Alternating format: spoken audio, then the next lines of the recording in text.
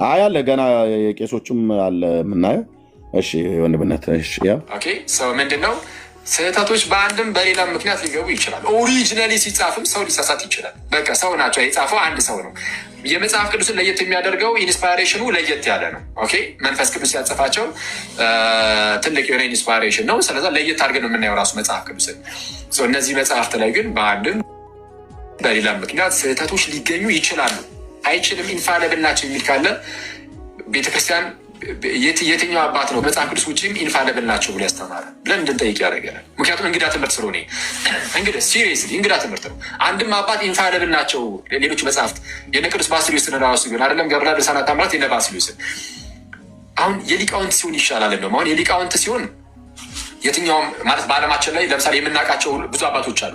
እኛ ሀገር ብቻ ሳይሆን ሌሎች ሀገራት ላይ የሚታወቁ እነ ቅዱስ ዮሐንስ አፈወርቅ እነ ባስልዮስ ዘቂሳርያ ሌሎችንም ስለሚታወቁ ስራዎቻቸው ይታወቃሉ። ስለዛ እንደው ተጠብቀው ይኖራሉ። ገድላት፣ ድርሳናት፣ ተአምራት ሲሆኑ ግን ምንድነው የሆነ አካባቢ ላይ ብቻ ይሆናል። ለምሳሌ ያለው ያ መጽሐፍ ለምሳሌ ገድላት፣ ድርሳናት፣ ተአምራት ውስጥ ኢትዮጵያ ውስጥ ብቻ የሚኖር አለ፣ ሌላ ቦታ ጭራሽ የማይታወቅ ማለት ነው። እና ኖርማል ነው። ይህ ምንም ችግር የለም፣ ጤናማ ነው። ኢትዮጵያ ውስጥ ብቻ መኖሩ ማለት ነው። የሚታወቀው ታሪክ ኢትዮጵያ ውስጥ ብቻ ከሆነ ይጻፋል። የቅዱሱ ኢትዮጵያዊ ከሆነም ኢትዮጵያ ውስጥ ነው ኦፍኮርስ ሊኖር የሚችለው የገድል መጽሐፉ። እና ግን ችግር የሚሆነው ምንድነው እንደነዚህ አይነት መጽሐፍቶች በየቦታው ስለማይገኙ አንደኛ የመበረዝ እድላቸው በጣም ሰፊ ነው።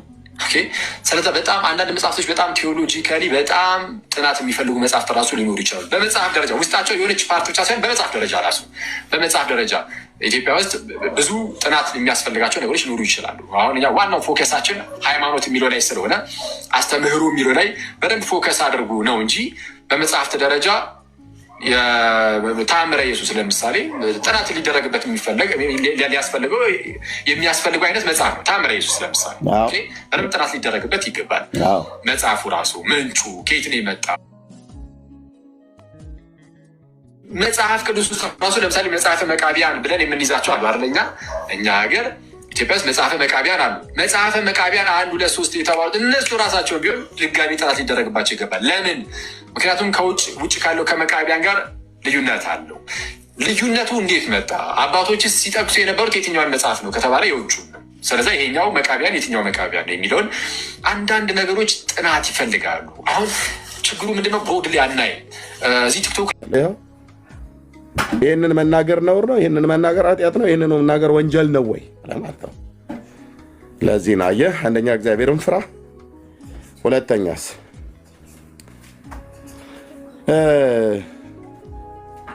አይደለም እኔ ስለምናገረው ሌሎች እንኳን ስለሚናገሩት በትክክል መረጃ ላይ የተደገፈ መሆን አለበት ነው ብዬ እኔ በግሌ የማምነው።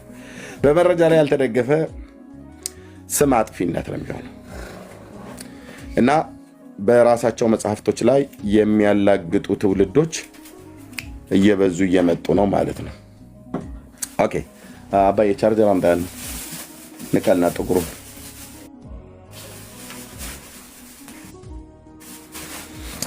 ኦኬ። ለእግዚአብሔር ክብር ይሁን። ይህን ለመግቢያነት ብዬ ካልኩኝ ነገረ ድህነት ላይ ነው የምንቀጥለው። ነገረ ድህነት ላይ ነው የምንቀጥለው። ታብና ኮፒ ሊንክ ሼሩ ምን ያህል እንደሄደ አላቅም። ይታያችኋል ምን ያህል ያደረሳችሁት?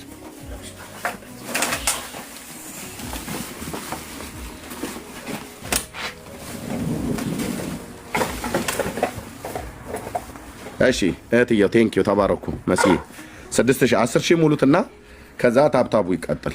አይፎኑን እስኪ አምጣ አባዬ ኤፍራት አይፎኑን አንቺ Where's iPhone? So here.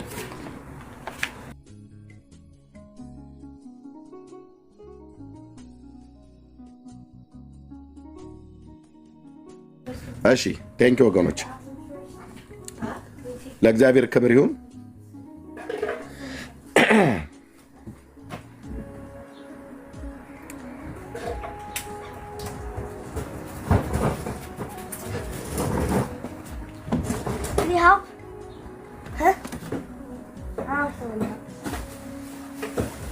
እሺ 10000 ያስገቡት ወገኖች ተባረኩ።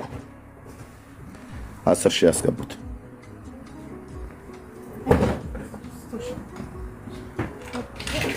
10 ሺህ አስገቡት።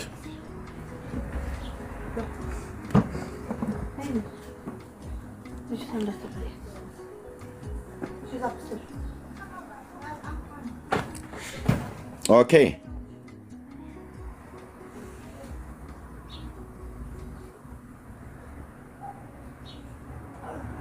የምታዩዋቸው መጽሐፍት እንግዲህ እዚህ ጋር የምታዩዋቸው መጽሐፍት እንግዲህ እግዚአብሔር ረድቶኝ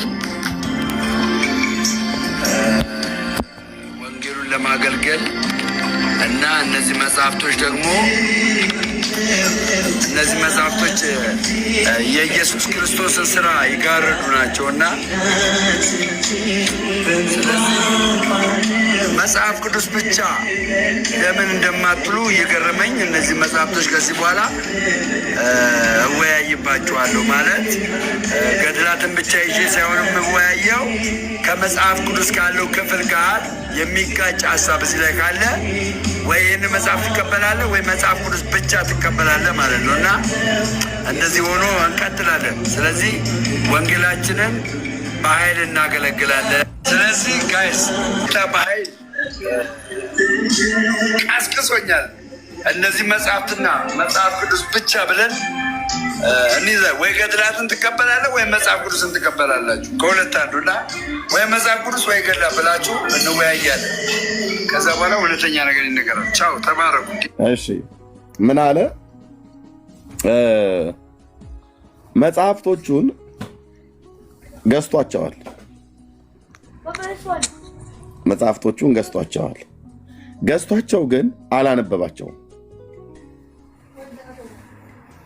ይታይ እንዲህ አይነት ትግል ነው የገጠመን። መጽሐፍቶቹን ገዝቷቸዋል፣ ገዝቶ ግን አላነበባቸውም እና ገና ገዝቶ ሳያነብ አመጣና አደባባይ ላይ እንደዚህ አስቀምጣቸውና ካለ አለ። ካለ ማለት ከመጽሐፍ ቅዱስ ጋር የሚጋጭ ነገር ካለ አለ። አሁን እዚህ ጋር እንኳን ያስቀመጠው ታምረ ኢየሱስ የሚባለው መጽሐፍ አንድ ኦርቶዶክሳዊ ገብቶ ከኔ ጋር በዚህ መጽሐፍት ላይ ሊያወራ አይችልም። ለምን? መጽሐፉን ሙሉ በሙሉ ነው ያነበብኩትኝ። ትልቁን ታምረ ኢየሱስ ማለት ነው። አረ አውራለሁ ኤርሚያስ ማን ስለሆንክ አንተ ብሎ የሚል ሰው ካለ ግን ካለ ይምጣና እዚህ ገስት ላይ የገባበትን ቀን ይረግመውና ይወጣል ማለት ነው። ለምን? መጽሐፉን ነው የማሳየው። ራሱ ነው ረግሞት የሚወጣው ቀኑን። በምን ቀን ነው እዚህ ገስት ላይ ገብቼ እንዲህ አይነት እኔ የማላቀውን ጥያቄ የምጠይቀኝ ብሎ ራሱ ረግሞ ይወጣል እንጂ እኔ ያረግመውም ምንድነው ዲስከሬጅ አላረገውም፣ አልንቀውም። ለምን? አየህ፣ በቦልድነስ በኮንፊደንስ የምትናገረው መጽሐፉን መግዛት ብቻ አይደለም፣ መጽሐፉን ከገዛ በኋላ ማንበብ ነው። ስታነብ ደግሞ ሙሉ በሙሉ በሚገባ በጥንቃቄ ጊዜ ወስደህ ነው ልታነባቸው የሚገባው። ካነበብክ በኋላ አሁን እኔ መጽሐፍቶቹ እንደዚህ እንትና ብዬ እነዚህ መጽሐፍቶች ውስጥ ችግር ቢኖር ምናልባት ቢገኝ ምናምን ነገር ብዬ አይደለም እንዴ። የምን ምናልባት መጽሐፉን ካመጣሁ በኋላ አደባባይ ላይ እንደዚህ አውጥቶ ያዙ ልቀቁኝ ማለት አይደለም። አሁን እሱ እንዳደረገው ማለት ነው። ማንበብ ነው። በመጀመሪያ ማንበብ፣ ወጥቶ ይያዝልኝ ቤቱ ከማለት በፊት ማንበብ ደግሞ እነሱን ብቻ ማንበብም አይደለም፣ መጽሐፍ ቅዱስ የአምላክን እግዚአብሔርንም ቃል በጥንቃቄ ማወቅ። ምክንያቱም መጽሐፍ ቅዱስ የምትመዝንበት ሚዛኑ የእግዚአብሔር ቃል ከሌለ በምን ትመዝናቸዋለን? ለተጻፈው ሁሉ አሜን እያልክ በረከቱ አይደርብኝ በረከቱ ይደርብኝ እያልክ ነው የምታልፈው ማለት ነው። እና ሳያነብ ምን አለ? ሳያነባቸው መጽሐፍቶቹ አነበቡታ እሱን። እዚህ ጋር የምታዩዋቸው መጽሐፍት እንግዲህ እግዚአብሔር ረድቶኝ ወንጌሉን ለማገልገል እና እነዚህ መጽሐፍቶች የኢየሱስ ክርስቶስን ስራ ይጋርዱ ናቸውና ውሸቱን ነው። የኢየሱስ ክርስቶስን ስራ የጋረዱ ናቸው ብሎ ሲል ውሸቱን ነው። ለምን ውሸቱን? እሱ አያውቅም። አውቆ አይደለም የሚናገረው፣ በእውቀት ላይ ሆኖ አይደለም የሚናገረው። ይጋርዱ አይጋርዱ ምንም የሚያውቀው ነገር የለም። ምንም። ለምን አላነበባቸውም ሲሉ ሰምታ እንደሚባል እኛ ስንናገር ሰምቶ ሌሎች ሲናገሩ ሰምቶ ነው። እኛ የእነዚህ መጽሐፍቶች የኢየሱስ ክርስቶስን ስራ የጋረዱ ናቸው ብለን ስንል ሰምቷል። ከኛው ጋር ገስት ላይ ተቀምጦ ማለት ነው። እና ስንተኛው ገጽ ላይ የትኛው ምዕራፍ ላይ የትኛው ምንባብ ነው የጋረደው ብሎ አሁን አንድ ኦርቶዶክሳዊ ያኔ ገብቶ እሱን ቢጠይቀው ኖሮ ላበላብ ነበር የሚሆነው። ለምን አሁን እኔ ባላነበብኩት ራሱ አንድ ኦርቶዶክሳዊ መጥቶ እነዚህ መጽሐፍቶች የኢየሱስ ክርስቶስን ስራ የጋረዱ ናቸው ብዬ ብል ወይ ዮኒዬ መጣ ዛሬ ስሙን ሳነሳው ናስኪ ዮኒ ሄድክ። ኦኬ ልብ በሉ። ደምረው የሚናገረውን ስማ። እዚህ ጋር የምታዩዋቸው መጽሐፍት እንግዲህ እግዚአብሔር ረድቶኝ ወንጌሉን ለማገልገል እና እነዚህ መጽሐፍቶች የኢየሱስ ክርስቶስን ስራ ይጋረዱ ናቸውና ደምረው ይሄንን ቃል ለማለት ምንም አይነት የሞራልም የምንም እንትን የለውም። የኢየሱስ ክርስቶስን ስራ የጋረዱ ናቸው ብሎ ሲል ምንም አይነት ኤቪደንስ የለው፣ መረጃ የለው፣ ምንም አይነት። ለምን መጽሐፍቶቹ አሉት እንጂ መጽሐፍቶቹን አላነበባቸውም። እንኳን ያኔ በጌታ ነኝ ብሎ ባለበት ጊዜ ነው የተናገረው። እንኳን ያኔ አይደለም አሁን እንኳን አላነበባቸውም። የአባቶች አምላክ ምስክር እኮ አልኩ፣ አላነበባቸውም። መጽሐፍቶቹ ቤቱ አሉ፣ አላነበባቸውም። ግን ምን አለ? የኢየሱስ ክርስቶስን ስራ የጋረዱ ናቸው አትበሉ ወገኖች። ካልክ አንድ ጥሩ ኦርቶዶክሳዊ መጥቶ ቢጠይቅ የለም ምን ታሳያለህ? ምን ታሳያለህ? ኤርሚያስ አንተ ትል የለ ወይ ብለህ ብትለኝ እኔም አላለሁ የኢየሱስ ክርስቶስን ስራ የጋረዱ ናቸው። ምን መረጃ አለህ ብሎ የሚል ሰው ካለ የነሸጠው እስኪ አንድ ቄስ ይግባ፣ አንድ ዲያቆን፣ አንድ መምህር። ምእመኑን ቶ ገብቶ ተሳድቦ ነው የሚወጣው። አንድ ቄስ እኮ ነው ያልኩት። አንድ ቄስ በስህተት የሚሆን በዓላማ ልኮስቲ ይግባ እዚህ ቤት። እንዴት እንደጋረዱ በነጥብ በግዕዝ በአማርኛ በገጽ በቁጥር ነው ማሳየህ። ለምን እኔ እዚህ ጋር መጥቼ ጉራዬን እየቸረቸርኩ እንዳይመስል ብራዘርዬ። በመጀመሪያ እዚህ ከመምጣቴ በፊት ገድላት ድርሳናት ጥርስ ከምላሱ አውጥቼ ዘቅዝቄ አራግፌ ነው ያነበብኩትኝ። አንድ አሁን የሚቧችር ኦርቶዶክሳዊ ዲያቆን ነኝ ምንድነው ጸበል ቀጂ ድምፅ ቀጂ የተባሉት ሁሉ በሙሉ ገጽና ምዕራፍ እኮ ከኛ ነው እኮ መጥተው የሚጠይቁት። ባለፈው አላየህ? ተመስገን ልኮ እኮ ነው የጎጃም ህዝብ ገነት አይገባም ብሎ የሚል ሌላ። ኧረ የለም ውሸት አለ። ውሸት ነው፣ የለም በፍጹም የተጻፈ የለም አለ ሲከራከሩ የነበረና ተሜ ነው መጥቶ ከታች በኮሜንት ምን አለ? ገጽና ምዕራፉ የት ነው አለ። ከማነው ከልደተ ቃል ጋር ቤት ውስጥ ቁጭ ብሎ ጎን ለጎን ቁጭ ብሎ የሽምብራ ቆሎ እየቆረጠሙልህ ጥሩ ነው። እኔም ቆሎ ስለምወድ ማለት ነው። እና የዛን ቀን እያመነዠህ ጠየቀው። ገጹ ግን የቱ ጋር ነው አለ። ተሜ መጣና ከታች በኮሜንት በልተ ነው ሄድ ጠይቀው ኤርሚንግ ባና ገጹን ጠይቀው ምዕራፉን ጠይቀው ምናምን ነገር ወራለ። ተሜ መጣና ሲጽፍ እኔ ደግሞ ነገርኩትኝ። ከዛ አዩት። ከዛ ቤቱን ከፍቼ እንደው ቤቱን ዘግቼ እንደውም ሄድኩኝ። የዛን ቀን ዘማርያም የሚባለውም ሰውዬ ልደተ ቃልም እና ተሜም ነበረ እና ገና እንደገባው አስወረዱኝ ማለት ነው። ልደተ ቃል አስወረደኝ በወቅቱ ማለት ነው። የገባሁት ላወራቸው ነበር እና አሁን ይሄ ሰውዬ መጽሐፍ ቅዱስ ብቻ ለምን እንደማትሉ እየገረመኝ እነዚህ መጽሐፍቶች ከዚህ በኋላ እወያይባቸዋለሁ። ማለት ገድላትን ብቻ ይዤ ሳይሆን የምወያየው ከመጽሐፍ ቅዱስ ካለው ክፍል ጋር የሚጋጭ ሀሳብ እዚህ ላይ ካለ ወይ ከመጽሐፍ ቅዱስ ክፍል ጋር የሚጋጭ ሐሳብ እዚህ ላይ ካለ ነው ገና ይኑር አይኑር አያውቅም። ይኑር አያውቅም።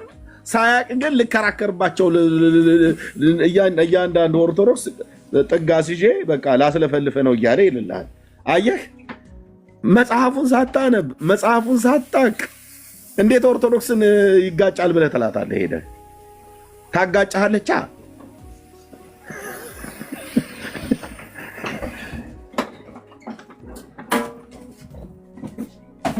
ሰውየው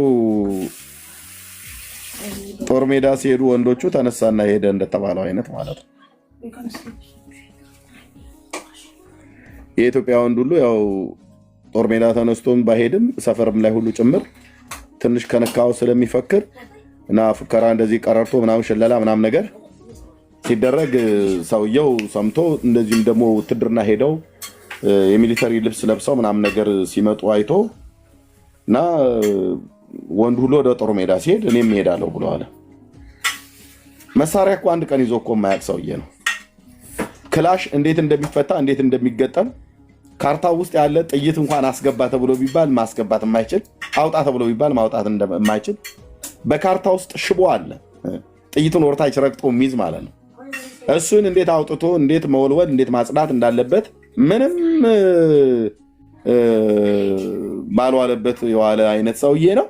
አንዱ ዝም ብሎ እኔ ጠቅላ አሽከር ምናምን ነገር ብለው ሲሉ ሰማና ኢትዮጵያውያኑ ልሂድ አለ ጦር ሜዳ እና ሚስቱ ፍትፍት ነገር ፈትፍችልኝ አለ።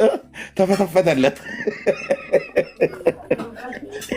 በሶም ነገር ጨብጭልኝ አለ። ተጨበጠለት።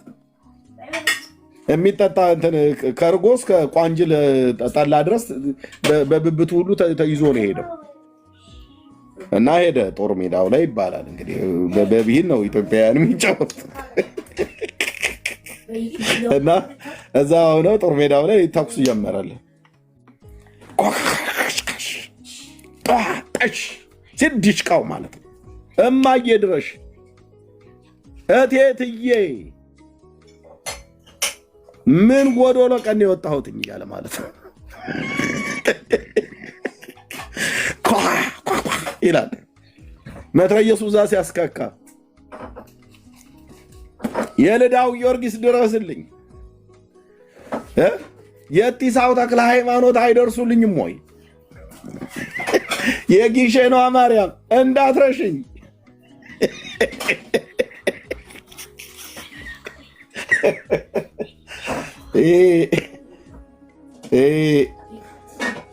ምን አይነት ነው አንተዬ? እና ሸሽቶ የሆነ የፈረሰ ያረጀ የገበሬ ቤት አግኝቶ እዛ ገብቶ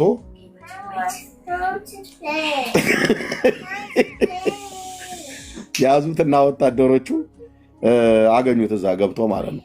እዛ ገብቶ መጨቅጨቂት የመሰለ የሴት ቀሚስ አገኘና ለበሰ። መጨቅጨቂት የመሰለ ማለት ነው። እና ለበሰለ ማለት ነው። ለበሰና ወደዛ ገብቶ እንደተደበቀ የሚያውቁት ያዩት በመነጽር ያዩ በጦር ሜዳ መነጽር ያዩት የጠላት ወገን ነው ብለው ያሉ ሰዎች መጥተው ቤቱን ሲፈትሹ አገኙት። እጅ ወደ ላይ ሲሉት ከነ ቀሚሱ እዛ የተበጣጠሰ ቀሚስ ምናምን ነገር የመሰለ ለብሶላል። ከዛ እጅ ወደ ላይ በለሱ እጅ ወደ ላይ ከዛ ማን አንተ ነህ? ኧረ እኔ ሴት ነኝ አላሉ ድምፁን ቀይሮ እና ሴት ነሽ? አዎ አለ። ወታደሮቹ በዚህ ቢተው ጥሩ ነበር። የሴትነትና የወንድነት መለያ በጣም ብዙ ነገር አለ። ገልበውም ገልጠውም ሳያዩ እንደዚሁ የሚያስታውቅ ማለት ነው። መጨቅጨቂቱን ልበስ እንጂ ጡት የሌላት ሴት የለችም። ወንድም ማለት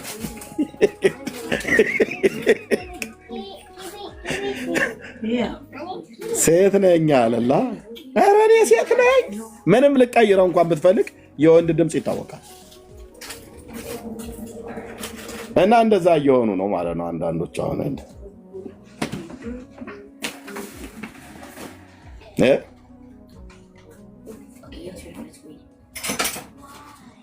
መጽሐፍቶቹን አንዱንም እኮ ሳያነብ ነው አየህ የሚፈክረው። ትቀበላለህ ወይ መጽሐፍ ቅዱስ ብቻ? ከዚህ በኋላ እወያይባቸዋለሁ ማለት ገድላትን ብቻ ይዤ ሳይሆን የምወያየው ከመጽሐፍ ቅዱስ ካለው ክፍል ጋር የሚጋጭ ሀሳብ እዚህ ላይ ካለ ወይ ይህን መጽሐፍ ትቀበላለህ ወይ መጽሐፍ ቅዱስ ብቻ ትቀበላለህ ማለት ነው። እና እንደዚህ ሆኖ እንቀጥላለን። ስለዚህ ወንጌላችንን በኃይል እናገለግላለን። ስለዚህ ጋይስ በኃይል ቀስቅሶኛል። እነዚህ መጽሐፍትና መጽሐፍ ቅዱስ ብቻ ብለን እንይዘ ወይ ገድላትን ትቀበላለህ ወይ መጽሐፍ ቅዱስን ትቀበላለህ። ያው መጥፊያው ሆኑ ማለት ነው። መጥፊያው ሆኑ ማለት ነው። አየህ መጥፊያው ሆኑ። ወይ ገድላትን ትቀበላለህ ወይ መጽሐፍ ቅዱስን ትቀበላለህ ብሎ ያለው ሰውዬ ምንም ይኸውልህ እነዚህን ፊት ለፊቱ ያስቀመጣቸው መጽሐፍቶች አንዳቸውም ታምረ ማርያምን አሁን አንዱንም ክፍል አያውቀውም። ታምረ ኢየሱስ የተባለውን አንዱንም አያውቀውም። የወንጌል የአንድምታ ትርጓሜ እዚህ ጋር አለ። ገድለ ገብረ መንፈስ ቅዱስ የሚባል አለ። አንዱንም ጽሑፍ አላነበበውም። አንዱን ብራዘር መጽሐፍቶቹ አሉህ ማለት መጽሐፍቶቹን ታውቃለህ ማለት አይደለም። ኦኬ መጽሐፍቶቹ አለህ ማለት መጽሐፍቶቹን ታውቃለህ ማለት አይደለም። መጽሐፍቶቹ ያለው ሰው ያነባል። ያነበበ ሰው ደግሞ በመረጃ ሲናገር ይታወቃል። እንደማ እንደኔ እንደንትና አልልህም።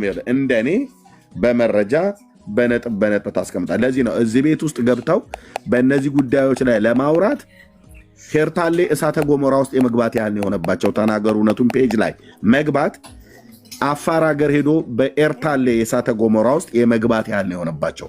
እያንዳንዱ ኦርቶዶክሳዊ አይገባም። ለምን? ቤቱ ተናገሩ እውነቱን ነው።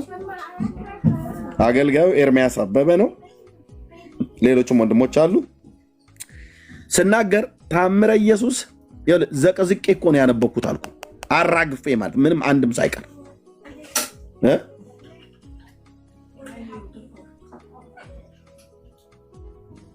ግልጽ ነው።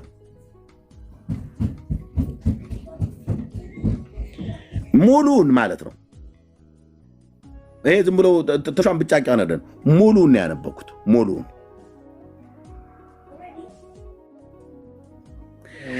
ታምረ ማርያምን አምጥቼ ማለት ታምረ ኢየሱስን እዚህ ጋር እንደዚህ አምጥቼ አስቀምጬ እዚህ መጽሐፍት ውስጥ ምናልባት ችግር ቢኖርበት ባይኖርበት ብዬ አይደለም፣ መኖሩንና አለመኖሩን አጣርቼ አረጋግጬ ነው የመጣሁት።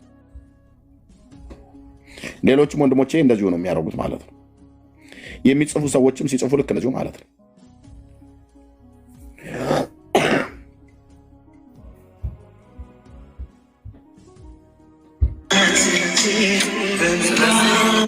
ብቻ ይዤ ሳይሆን የምወያየው ከመጽሐፍ ቅዱስ ካለው ክፍል ጋር የሚጋጭ ሀሳብ እዚህ ላይ ካለ ወይ ይህን መጽሐፍ ትቀበላለህ ወይ መጽሐፍ ቅዱስ ብቻ ትቀበላለህ ማለት ነው። እና እንደዚህ ሆኖ እንቀጥላለን። ስለዚህ ወንጌላችንን በኃይል እናገለግላለን። ስለዚህ ጋይስ በኃይል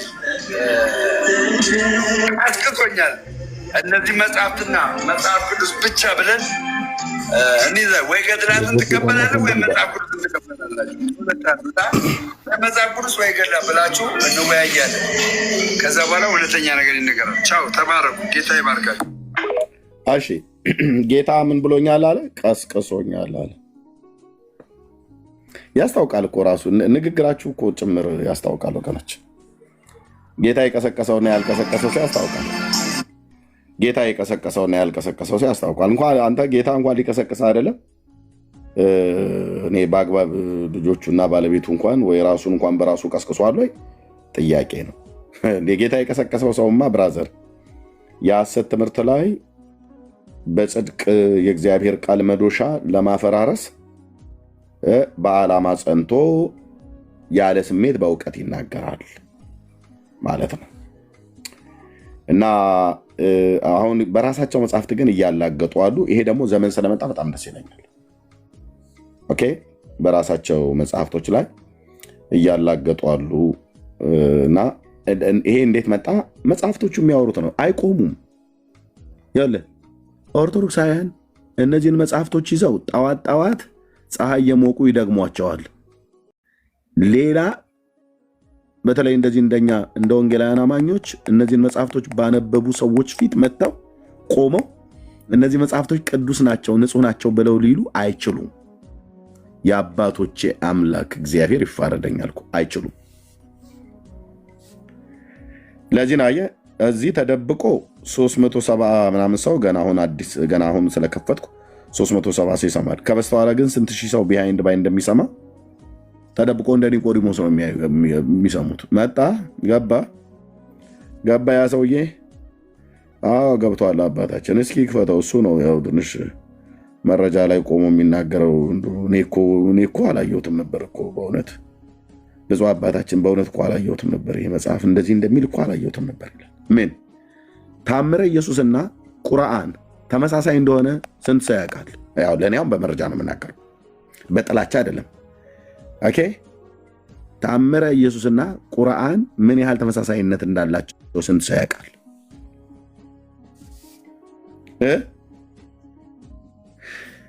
የቁርአን ጸሐፊዎች ናቸው ከታምረ ኢየሱስ የወሰዱት ወይስ የታምረ ኢየሱስ ጸሐፊዎች ናቸው ከቁርአን የቆረጁት?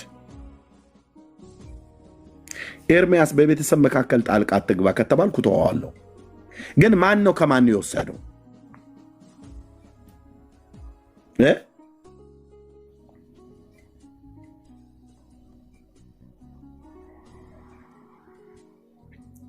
አንድ ሰው ቢገባልኩ አንድ ሰው ዝር ጭጭ ምጭጭ ብለህ እጅህን አገጭህ ላይ አስደግፈ ከመስማት ውጭ ሌላ አማራጭ የለም። ይሄ ታምረ ኢየሱስ የሚባል መጽሐፍ ከቁርአን ጋር እንደሚመሳሰል ስንት ሰው ያውቃል?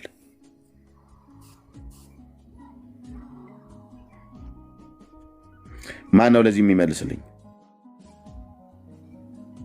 ኢየሱስ ክርስቶስ ጌታችን ከልጅነቱ ጀምሮ እያሉ ማለት ነው። በዜማ እንደዚህ እንትን እያለ ከልጅነቱ ጀምሮ እናቲቱ ስታሳድገው ውሃ ቀርተ ልጄ አምጣልኝ ስትለው እየሄደ በመጎናጸፊያ ውሃውን እንደዚህ ይዞ ይመጣ ነበር። ያ በኋላ ደግሞ በፀሐይ ብርሃን ላይ ቁጭ ብሎ ልጆች እያዩት ልክፈትልህ እንዴ አገልጋዮች ሁሉ ያሉትን መጽሐፉ ስለሚል እኮ ነው ማለት ነው። እንጨት ሰብራህ ለቅመህ አምጣ ስትለው በዮርዳኖስ ሄዶ በደመና አስሮ በነፋስ ወጥሮ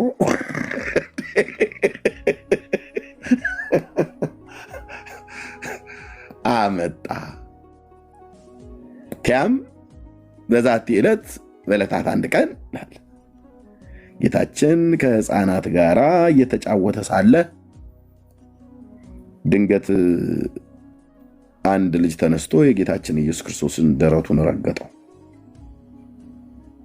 ጌታችንም በዚህ ሰዓት ላይ ያ ሕፃን ደረቱን ሲረግጠው አንተ ልጅ ሕይወት ዛሬ ከአንተ ላይ ተቆረጠች ሲለው ያ ሕፃን ወዲያው ወደቀና ሞተ።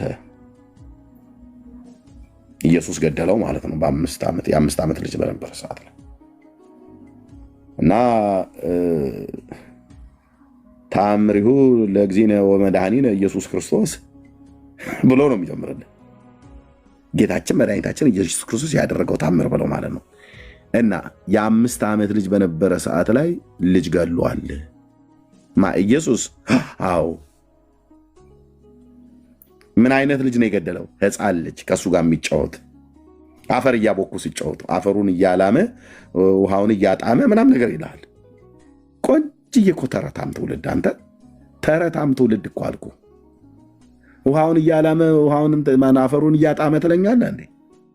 አዎና አቦካና በሚያቦካ ሰዓት ላይ ውሃውን እያቦካ በዮርዳኖስ ሄዶ አሸዋውን ለብቻ ነጥሎ ጭቃውን እንትን አለውና ከዛ ከጭቃው ወፎች ሰራ።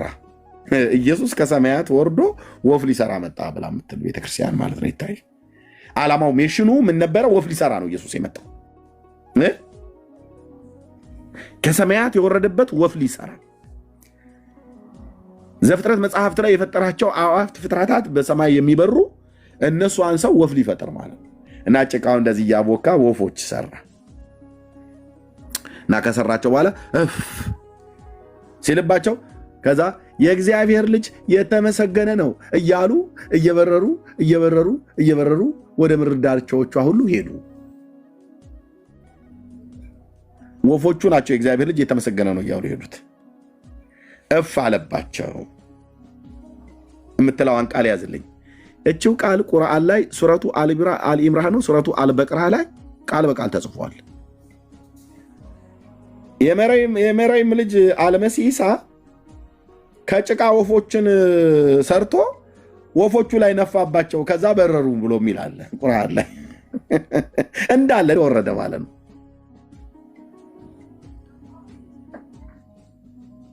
ያው የሶሪያ ወንዞች ብያቸዋል፣ አባና እና ፋርፋ ሁለቱ ከድሮም የሚፈሱ እነሱ የትኛው ከማንኛው እንደቀዳ አይታወቅም፣ የትኛው ከማንኛው እንደኮረጃ አይታወቅም። እኔ እሱኛውን ሶርስ ገና አላገኘሁትም፣ ግን አንዱ ከአንዱ ቀርቷል። አሁን እኔ እነዚህ ወፎች ላይ ጥያቄ አለኝ። ከጭቃ ወፍ ሰርቶ እፍ አለባቸው ነው አደል ያሉት? ኦሆ የእግዚአብሔር ልጅ እፍ ካለ ሐዋርያቱ ላይ የእግዚአብሔር ልጅ ኢየሱስ እፍ ሲልባቸው መንፈስ ቅዱስ ተቀበሉ ይላል። እነዚህ ጌታችን ከጭቃ የሰራቸው ወፎች እፍ ሲልባቸው መንፈስ ቅዱስን ተቀብለዋል ማለት ነው። እነ ጴጥሮስ ላይ መንፈስ ቅዱስ እፍ አለባቸውና መንፈስ ቅዱስን ተቀበሉ ይላል። ኦ የጌታ እፍ ማለት ብራዘር ዝም ብለህ እኔ እፍ እንደምለው አይደለም።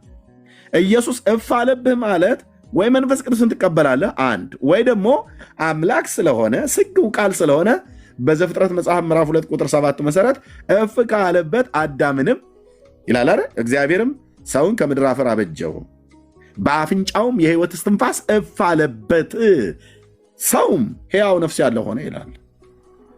ያዝ እንግዲህ የኦርቶዶክስ ተረት ላይነሳ በመዶሻ ከትክቼ ማለት ነው። ኢየሱስ እፍ አለባቸው አይደል? እነዚያ ወፎች ላይ ታምረ ኢየሱስ ነው የሚናገረው አይደል? ኦኬ እፍ አለባቸው አይደል? ማለፊያ ጥሩ ገዥ ሰይ ደግ ብለን አንልም። እኔ ሞኝ አይደለሁም። ቃል ሕይወት ያሰማልን መንግሥተ ሰማያትንም ያዋርስልን ብዬ አልልህም። ኢየሱስ እፍ ካለ ወይ ዘፍጥረት መጽሐፍ ምዕራፍ 2 ቁጥር 7 ላይ እንዳለው ሰው ሕያው ነፍስ ያለው ሆነ ተብሎ እንደተጻፈ ከእግዚአብሔር መለኮታዊ እስትንፋስ ተካፋይ ሆኗል ማለት ነው። በእግዚአብሔር አርያና መልክ የፈጠረውን ነው እፍ ያለበት። ሰው ላይ ነው እግዚአብሔር እፍ አለበት ተብሎ የተባለው። አንተ ምን አልክ ኤርምያስ? አዎ ደግሞ አለው ሰው ላይ ነው ጌታ ሰውን ነው ሲፈጥረው እፍ አለበት ብሎ የሚለው። ከርከሮና ጅብን እነዚህንም ፈጥሮ እፍ አለባቸው እንኳን አይልም። ይጣራልሃል እንዴ? ጥርስ ከምላሱ እያወጣው ማለት ነው።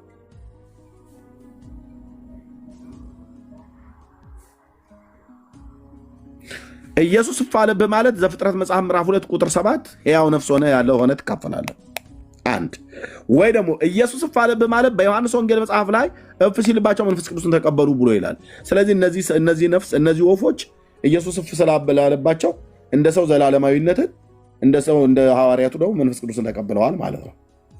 ለዚህ ሆነ የጌታ የእግዚአብሔር ልጅ የተመሰገነ ይሁን እያሉ እየበረሩ ሄዱ ብላ ትልልሃለች ኦርቶዶክስ። ጌታ ይሄንን አድርጓል ብለህ ስትል አላደረገም። የተአምራቱ መጀመሪያ የት ነው የተደረገው? ጻፉልኝ ከታች። የተአምራቱን መጀመሪያ የት አደረገው ነው ያለው? የታመነው ፍቁረ እግዚእ የተባለው የጌታ ሐዋርያ ዮሐንስ ወልደ ዘብዴዎስ የመጀመሪያውን ተአምራትን አደረገ ብሎ ያለው የት ነው? ጻፉልኝ ከታች። እስኪ የሚያውቅ ሰው ይጻፍ። ኢየሱስ የተአምራትን መጀመሪያ የት ነው ያደረገው? አቤት በቃና አይደል? አንቾ ከአውስትራሊያ ክራክ አንተም አውስትራሊያ ትመስለኛለህ ባልሳሳት። አይደል ነው። ኦኬ አውስትራሊያኖች ወርተዋል ማለት ነው። የት ነው? በቃና ዘገሊላ ማለት ነው። እድሜው ስንት ዓመት ይሆነዋል? በዛን ሰዓት ላይ ተናገሩ፣ የእግዚአብሔር ቃል ስለሚናገር። ታምራትን ሲያደርግ እድሜው ስንት ነበረ? በዮርዳኖስ ሲጠመቅ የስንት ዓመት ሰው ሆኖ የተጠመቀው?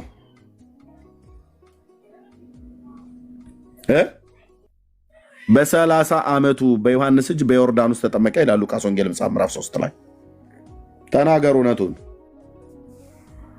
ስለዚህ ከተጠመቀ በኋላ መንፈስ ወደ ምድረ በዳ ወሰደው። ከዛም ወጥቶ ወደ ቅፍርናሆም ወደ ገዛ አገሩ መጥቶ ጥቂት ኖረ ይላል። ከዛ አገልግሎቱን ሲጀምር ነው እዛ ገሊላ ቃና፣ እዛው ለናዝሬት ከተማ ቅርብ ነችና ቃና፣ እዛው አገልግሎቱን ሲጀምር የመጀመሪያ አገልግሎት ላይ ዘፍጥረት መጽሐፍ ምዕራፍ 2 ቁጥር 24 ላይ ሰው ብቻውን ይሆን ዘንድ መልካም አይደለም ብሎ ለአዳም የምትመቸውን ሴትን ረዳት ሆነው ዘንድ ፈጠረለት። ከዛስ የፈጠራትንም ሴት ወደ አዳም አመጣት ይላል የአምላኬ ቃል። ሃሌሉያ።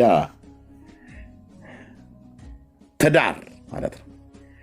ዘፍጥረት መጽሐፍ ምዕራፍ 2 ቁጥር 23 እና 24 ላይ የፈጠራትንም ሴት የሰራትንም ሴት ወደ አዳም አመጣት ይላል። ኦኬ አንዴ ጠብቁ። በቀዳማዊ ኃይለ ሥላሴ ትርጉም ላይ አድርገው 54 ትርጉም ማለት ነው። እና ጌታችን በመጀመሪያ የት ነው የመጣው ማለት ነው? ወንድም አለም ከ21 ጀምሮ እግዚአብሔርም አምላክ በአዳም ከባድ እንቅልፍ ጣለበት፣ አንቀላፋም። ከጎኑም አንዲት አጥንትን ወስዶ ስፍራውን በስጋ ዘጋው።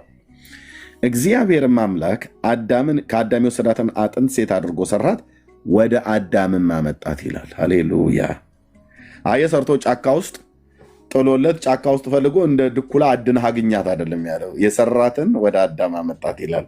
ቴንኪዩ ሎርድ የኔ አባት።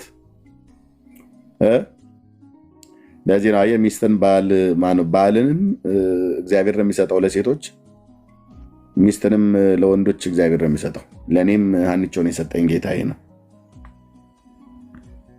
ቴንኪው አባቴ። አዳምን አየና ብቻውን በገነት እግዚአብሔር ካጥንቱ ሔዋንን ሰራለት። ቃል ኪዳን ሲፈጸም በቀደመው ስፍራ እግዚአብሔር ነበረ ምስክር ሊጠራ። የመሰረት ድንጋይ የቃል ኪዳን መስራች አማኑኤል። የመሰረት ድንጋይ የቃል ኪዳን መስራች አማኑኤል ስሙ ይክበር። ትዳር ክቡር ነው እያልኩ ነው። ጋብቻ ክቡር ነው።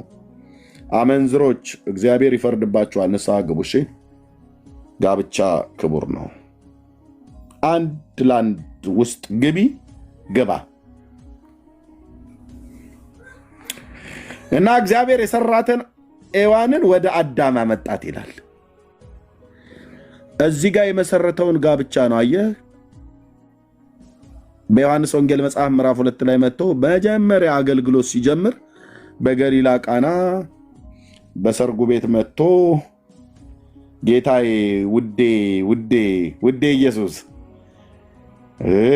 ኢየሱስ አንተን ነው ያልኩት፣ ከማንም በላይ የመረጥኩ፣ ወድሃለው በሕይወት ዘመኔ አልለይህም ካንተ እኔ ብለን የዘመርንለት ውዴ ኢየሱስ እዛ መጣ። ታምራቱንስ እዛ ጀመረ። ኦርቶዶክስ ታምረ ኢየሱስ ላይ ምን ትላለች? ቅጥፈት፣ ውሸት በቀይ በጥቁር እስክሪብቶ ተጽፎ ተከሽኖ ለመጣ ጨጓራን መቃን ቀየር ዱፍተኒ ብሎ እንዳለ የአገሬ ሰው ዱለት አቅርቡልኝ ብሎ ሲሉት አንድ ማጨጓራ ከትፈው ሰጡት። ለእኔ ሀገር ህዝብ ማለት ነው።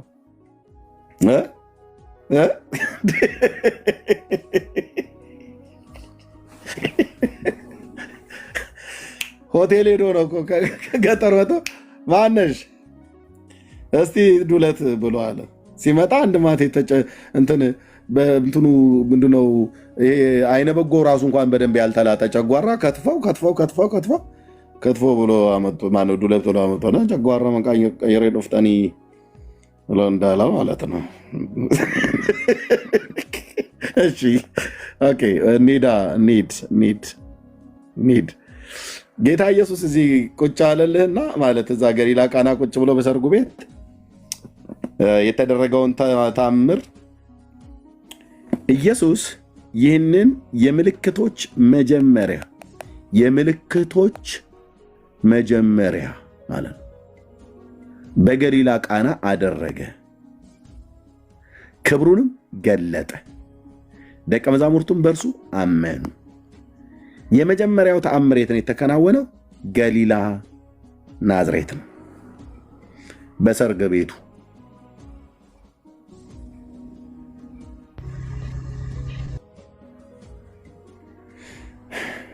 ኦርቶዶክስ የመጀመሪያው ተአምር የት ነው ሆነ ብለህ የምትለው? የ5 ዓመት ሕፃን ልጅ በነበረበት ሰዓት ላይ ሕፃን ገደለ። ኢየሱስ ሕፃን ሆኖ ሕፃንን በመግደል ተአምራትን አደረገ ትላለች ኦርቶዶክስ። የ7 ዓመትም ልጅ በነበረበት ሰዓት ላይ አሁንም እንደዚሁ ሌላ ልጅ ገደለ።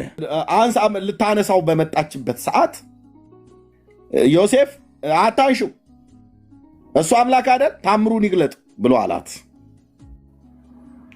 ከዛ እመቤታችንም የዮሴፍን ምክር ሰምታ ጌታችን እዛ እያለቀሰ ዋይ እያለ በወይዘሮ ኮቲባ ተወርውሮ ከማርያም እጅ ላይ ነጥቃ ወረወረችው። ታዲያ ልጇን እንኳን የማትጠብቅ ማርያም እንዴት አንተን ትጠብቀኛለች ብለህ ትላለህ?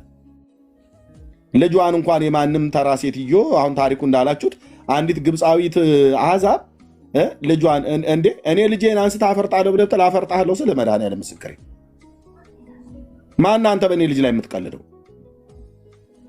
እና ወረወረችው ምናምን ነገር ይልሃል። እና እሷ ደግሞ እናት ናትና ራራችለትና ልታነሳው ስትል ዮሴፍ ታዩ አምላክ አይደል እንዴ ታምሩን ይግለጥ ብሎ ሲላት ተወችው። እዛ ሕፃኑ ኢየሱስ ያለቅስ ነበር በግዛ በግብፅ ምድር። ማርያም ዝም ብላ ታየዋለች፣ ዮሴፍም ዝም ብሎ ያዋል። ታምሩን ይግለጥ ልጅ ሕፃን አይደል ምናምን ነገር ብሎ ከዛ ጌታችን ወዲያውኑ ታምር ገለጠ የ2 ዓመት ልጅ በሆነ ሰዓት። ከዛስ የኮቲባ ቤተሰቦች በሙሉ ዝንጀሮ እየሆኑ ወደ ጫካ ገቡ። ሲረግማቸው ወደ ምን ተቀየሩ? ወደ ዝንጀሮ። የስንት ዓመት ነበር? የ2 ዓመት። የት? ግብፅ ውስጥ። ሕፃኑ ኢየሱስ የኦርቶዶክሱ ኢየሱስ ሰውን እየረገመ ወደ ዝንጀሮነት የቀየረው በግብፅ በቆላሳፍጥ ሸለቆ ተሰዳ ሳለች እመቤታችን እግዝእትነ ማርያም አቁራሪተ መዓት ሰአሊተ ምሕረት አምላክ ወላዲተ አምላክ ብሎ ነገር ይቀጣጥለላል ማለት ነው። ይህን ተረታም ትውልድ ባገኘው ወገብ አገዳውን ነው አልኩ ምለያየው በመረጃ አሁን እኔ ጥግ ሆኖ እያየ ነው። እዚህ አይገባም። ምን ቦጣቸው ይገባሉ? እዛ በሌላ ቀን ያበሽቁ ሊያደርጉን ተረቱን ይዞልህ ምንም እንዳልተደረገ ሆኖ መጥቶ አሜን ይልላል። ህዝባችን ደግሞ በቃ አሜን አሜን በስመ አብ ወወልድ ወመንፈስ ቅዱስ አሐዱ አምላክ ብሎ ይጀምር እንጂ ቀጥሎ ምን እንደሚባል ሳያውቅ አሜን አሜን አሜን አሜን አሜን መጨረሻውም ላይ ቢስሚላህ ብሎ ሲዘጋው አሜን ጸሎቱ ታግዘኝ ቡራኬው ተደረሰኝ ይላል። የምን ጸሎት? ምን አይነት ጸሎት? የትኛው ቡራኬ?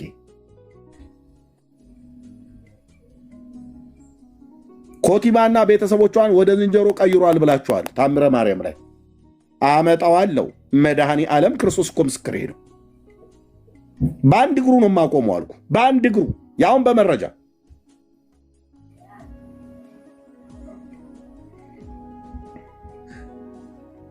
ውርድ በራስህ እዚህ ቤት ገብተህ ታምረ ማርያምና ታምረ ኢየሱስ ታምር ብለህ የምትላቸው ገድላት ብለህ የምትላቸው ድርሳናት ብለህ የምትላቸው ላይ ላትናገር በጉሮሮ ላይ ትልቅ የስንጥር ነው የምንሰነቅረው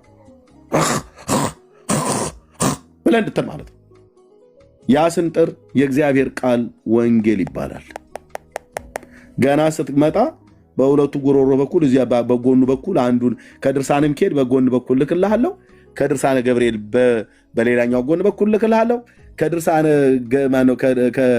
ከድርሳነ ኪዳነ ምሕረት በአናት በኩል ይገባል። ከሌላውም ደግሞ ከተፈለገ ብቻ በታችን በላይ ይገባል። ከዛስ የለም የምትመልሰው ለምን? ተረት ይዘህ አንተ በጽድቅ ፊት ትቆማለህ እንዴ? ስለዚህ ኢየሱስ የ2 ዓመት ልጅ ሆኖ ነው፣ ይቅርታ የ5 ዓመት ብያልኩትኝ አዛብቸው ነው። በ5 ዓመቱ ታምረ ኢየሱስ ላይ ልጅ ገሏል። አዎ በ2 ዓመቱ ግን በግብፅ በነበረበት ሰዓት ላይ ወደ ዝንጀሮነት ቀይሯል።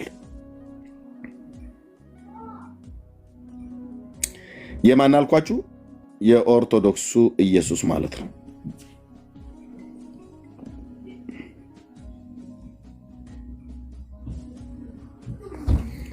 ስለዚህ ይሄንን መጽሐፍ ይዞ ማውራት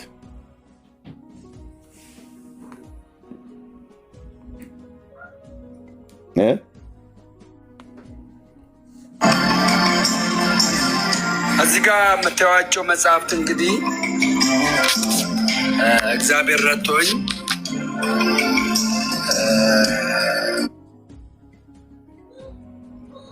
ታምረ ኢየሱስ ማለት ይሄ መጽሐፍ ላይ ማለት ነው። ያ ታሪክ ያለው የኮቲባ ደግሞ ታምረ ማርያም የሚባለው እዚህ ላይ ነው ያለው። ኢየሱስ ሰውን ወደ ዝንጀሮነት ለወጠ፣ ረግሞ በግብፅ ሀገር ረግሞ ወደ ዝንጀሮነት ለወጠ። ቤተሰቡን በሙሉ ወደ ዝንጀሮ፣ ወደ ከርከሮ፣ ወደ ጉሬዛነት ቀይሮ ከዛስ ማርያም በነዛ ወደ ጉሬዛና ወደ ከርከሮ በተቀየሩ ሰዎች ቤት ውስጥ ገብታ ኖረች ይላል። ይመጣና ርህርተ ህሊና ይልልኛል እኔ ጋር መጥ ማለት ነው።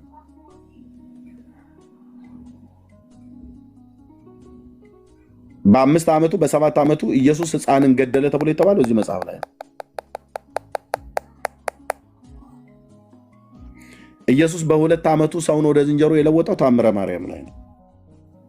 ይህንን ከመጣበት ሚሽን ጋር እስቲ መጥቶ ማን ነው የሚያስማማልኝ? ኦርቶዶክሳዊ ኢየሱስ ወደዚህ ዓለም የመጣው ምን ሊያደርግ ነው? እንኳን አይደለም በ2 ዓመት ያቺ ሴትዮ እዛ በግብፅ አውራጃ ላይ ያገኘችው ተብሎ የተባለው አይደለም። አውቀው እንኳን የሰቀሉትን ምን ሳያውቁ የሰቀሉትን የሚያደርጉትን አያውቁምና ይቅር በላቸው ብሎ ያለ ጌታ እንዴት እንደዚህ አይነት ነገር ሊያደርግ ቻለ ብለን እንጠይቃለን። አየህ፣ የጌታዬን ታሪክ ልታበላሽ ስትፈልግ እንደዚህ መንገድ ላይ እንቆማለን። ኦኬ፣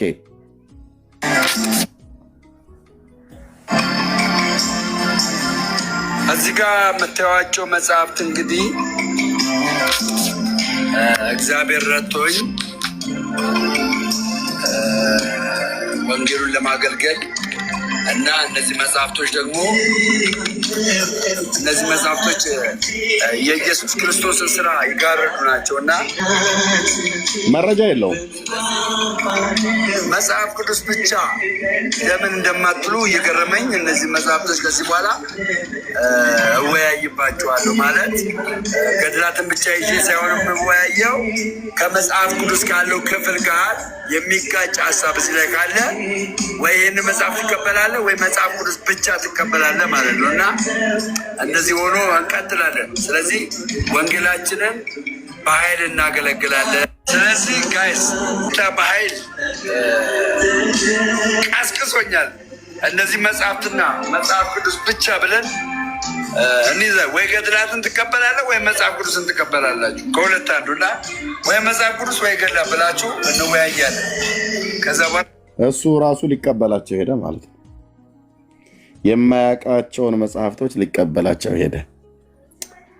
ኦኬ፣ ከዚህ ምን እንማራለን? ሳታውቁ አትናገሩ፣ ሳታነቡ ይያዝልኝ ቤቱ አትበሉ። ማንበብ ይቀድማል።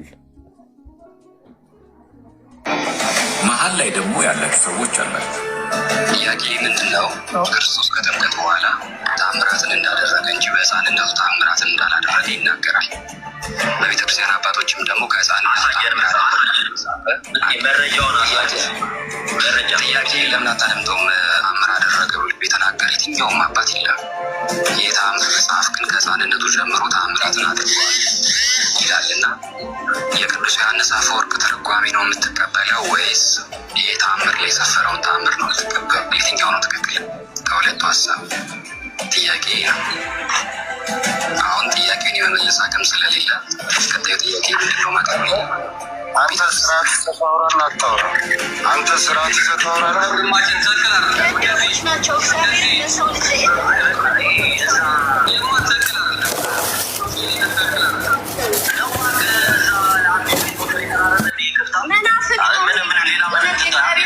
እውነተኛ ክርስቲያን ከሆነ እንዴት አንተ በሰው ትመራለህ? በራሱ አትመራም እንዴ? በስመ አብ ካቱላት እንደዚህ እስከሞት የምትከራከርላቸው እና እነሱ አውጥተው ጥለው አቃጥለዋቸዋል። አንድ በጣም እገረማለሁ እዚህ ነገር ባይዘው እነሱ መጽሐፍቶቻቸው ፈትሸዋል ነበረ። ብዙ የመጣው ከነሱ ነው፣ ከግብጾች ነው የመጣው። ከዛ ስለመጡ ክርስቲያኒቲ ሲቀበሉ ብዙ የፈጠሯቸው ከዛ ከነበራቸው የፐጋን እምነት ደባልቆ የፈጠሯቸው ብዙ ነገሮች አሉ። ኢማጂነሪ ናቸው እነሱ። ብዙ ነገር ይጽፋሉ፣ ብዙ ነገር አድርገው ነበረ እና ከዚህ ተደባልቆ የመጣ ብዙ ነገር አለ ማለት ነው። እናንተ እግዚአብሔር አምላክ ያላችሁ በጣም አደገኛው አካሄድ እሱ ነገራችን። በጣም አደገኞቹ ከምናፍቃን ለዚህ ይሳሉ በጣም አደገኛ ምልክት፣ በጣም አደገኛ ማለት ነው። ገድል ይሳሳታል ካልከኝ እኮ በነገራችን ላይ ገድል ይሳሳታል ካላችሁ እኔ ኤርሚያስ ጋር ሄዳችሁ በገድላችሁ ሀሳብ ላሰጡ ገድል ይሳሳታል ብላችሁ ካላችሁ ሚኪሻይ ምንድነው ያለው? ገድል ይሳሳታል ብላችሁ ካላችሁ እና ኤርሚያስ ጋር ሄዳችሁ ሀሳብ እንዳሰጡ ነው። ግማሹ ገድል ይሳሳታል ይላል፣ ግማሹ ገድል አይሳሳትም ይላል። አሁን ይሄ እዚህ ጋር የጠየቀው ልጅ ይኸው የመጀመሪያው ጥያቄ መሀል ላይ ደግሞ ያላችሁ ሰዎች አላችሁ። ጥያቄ ምንድን ነው? ክርስቶስ ከጥምቀት በኋላ ተአምራትን እንዳደረገ እንጂ በሕፃንነቱ ተአምራትን እንዳላደረገ ይናገራል። አየህ፣ ክርስቶስ ከጥምቀት በኋላ በ30 ዓመቱ አይደል የተጠመቀው ጌታ? አዎ፣ በ30 ዓመቱ ከተጠመቀ በኋላ ቅድም እንዳልኳችሁ ማለት ነው ወዲያውም ወደ ቅፍርናሆም ሄደ፣ ወደ ገዛ ሀገሩ ሄደ። ከዛም አገልግሎት ጀመረ። ብዙም ሳይቆይ አገልግሎት ጀመረ። በዛው አስቀድሞ በዛብሎንና በንፍታሌም ምድር ላይ ነው አገልግሎቱን የጀመረው። ታውቃላችሁ፣ ጌታ በመጀመሪያ በይሁዳ አይደለም አገልግሎቱን የጀመረው፣ በሰሜኑ ክፍል በሰማሪያ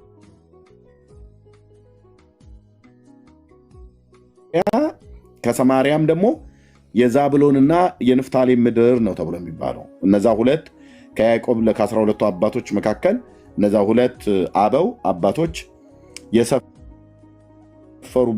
ኢያሱ ርስት ከሰጠበት ነገር አንዱ በገሊላ ባህር ዙሪያ ያለው ርስት ለዛብሎን ነገድና ለንፍታሌም ነገድ የተሰጠ ነው።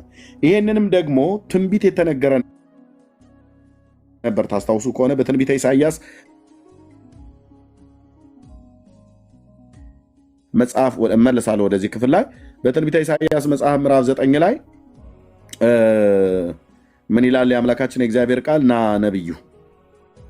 ነብዩ እናንተ እያላችሁ እኮ ነው እዚህ ማንም እየቀለደ ያለ ማለት ነው። ነገር ግን ተጨንቃ ለነበረ ጨለማ አይሆንም ካለ በኋላ በመጀመሪያው ዘመን የዛብሎንና የንፍታሌምን ምድር አቃለለ ይላል።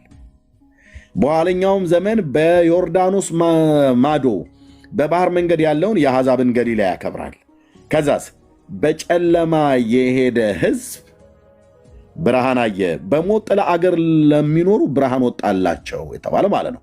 ጌታችን ኢየሱስ ክርስቶስ በመጀመሪያ አገልግሎት የጀመረው ለነዚህ አባቶች በተሰጠ በንፍታሌምና በዛብሎን ምድር ላይ ነው።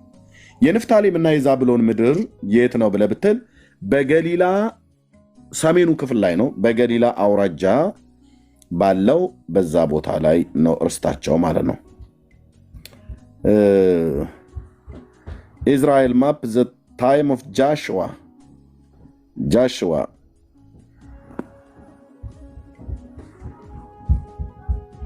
ይኸውላችሁ ዘ ታይም ኦፍ ጃሽዋ እዚህ ጋር ይታያቸዋል ወንድሞች እናቶቼ። አሼር ማለት አሴር ማለት ነው። ለሱ ነገድ ርስት የተሰጠው ይሄ አኮ የሚባለው ቦታ ዛሬም አለ። እዚህ ጋር የቀርሜሎስ ተራራ ነው። የሃይፋ ከተማ እዚህ ያለ ይሄ ሰሜኑ ክፍል ላይ ያለ ነው። አኮ የተባለው አሼር ለነገደ አሴር የተሰጠ ቦታ ነው። ይሄኛው እዚህ ጋር ንፍታሌም የሚባለው ይታያቸዋል እና ዛብሎን እና ንፍታሌም ብሎ ያለው በገሊላ ባህር ሰሜኑ ክፍል ላይ ጌታ የተወለደበትም በእነዚሁ ለነዚሁ የዛብሎን ርስት በተሰጠው ላይ ነው። ናዝሬት አሁን ያለችው እነ ሜግዳል ያለችው ሰሜኑ ክፍል ላይ ሆነው ግን ጌታ ያደገበቱ ከተማ ያደገበቱ ናዝሬት እና ናይን የተባለውም እነ ጥብርያዶስ እነ ቅፍርናሆም እነ ቤተሳይዳ እነ ኮራዚን የሚባሉቱ ከተሞች በሙሉ በዚህ በገሊላ ባህር ዙሪያ ነው ያሉት። እነሄ ቦታ ደግሞ ርስት የተደረገው ለማን ነው? ለዛብሎን እና ነፍታሌም ነው። አያው ውሃው ያለበት ማለት ነው። የአሕዛብ ገሊላ የሚባለውና የእስራኤል ገሊላ ተብሎ የሚጠራው ነበር ያኔ። ኢሳይያው ትንቢቱን ሲናገር እዚህ ጋር የተናገረው በመጀመሪያውም ዘመን የዛብሎን የነፍታሌምን ምድር አቃለለ ይላል። ጌታ አገልግሎቱን ሲጀምር የጀመረው ናይን ከተማ ውስጥ ነው። ለናዝሬት ቅርብ የሆነች ከሰርግ ቤቱ ነው የጀመረው። ታምራቱንም የጀመረው እዛ ነው። እንዲህ ነው አየህ፣ በጂኦግራፊም በመረጃም መውጫ መግቢያ እስኪያጡ ድረስ የምንሞግታቸው ማለት ነው። ኦኬ። ስለዚህ በጨለማ የሄደ ህዝብ ብርሃን አየ፣ በሞት ጥላ አገር ለነበሩ ብርሃን ወጣላቸው። ህዝብን አብዝታል፣ ደስታንም ጨምረሃል። በመከር ደስ እንደሚላቸው ሰዎች ምርኮን ሲካፈሉ ደስ እንደሚላቸው በፊት ደስ ይላቸዋል አለ። አዎ እውነት ነው። ቀርቦ ለነበሩት ሰላምን የምስራች ብሎ ሲሰብክ ጌታ ኢየሱስ ክርስቶስ ስብከቱን የጀመረ የት ነው? በናዝሬት ነው። ወደ ቅፍርናሆም መጣ፣ ከዛ ጥቂት ኖረ፣ ከዛ አገልግሎቱን ጀመረ ይላል።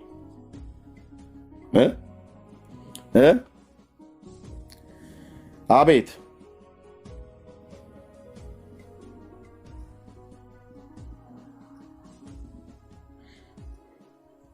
ከዛ ወዲያውኑ አገልግሎቱን ጀመረ።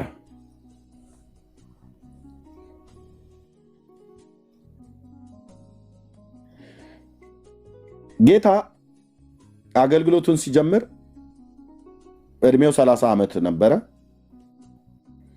እና ተጠምቆ ወደ ምድረ በዳ ሄደ። ከምድረ በዳም ሲመለስ ወደ አደገበቱ አገር መጣ፣ በዚያ ኖረ። ከዛ ወዲያውኑ አገልግሎት ጀመረ። አገልግሎት የጀመረበት ሰሜኑ እስራኤል ክፍል ላይ ነው። የአገልግሎቱን መጀመሪያ ሲያደርግ ተአምራትን ሲያደርግ ያደረገው ናይን በተባለ ከተማ ነው። እሱም ደግሞ ለነገደ ዛብሎን በተሰጠ ርስት ውስጥ ይገኛል። ለገሊላ ባህር ቅርብ የሆነ ነው። ጂኦግራፊ አቀማመጡን ማሳይቻችኋለሁ። በእግዚአብሔርም ቃል ላይ በነቢዩ በኢሳያስ የተጻፈውን ነግሬያችኋለሁ። ስለዚህ ጌታችን ኢየሱስ ክርስቶስ አገልግሎቱን ሲጀምር የጀመረው በታምራት ነው። ይህንንም ታምራት የቃናውን ሰርግ ቤት ታምር የመጀመሪያ ታምር ተብሎ ተመዝግቧል ማለት ነው በመጽሐፍ ቅዱስ ላይ።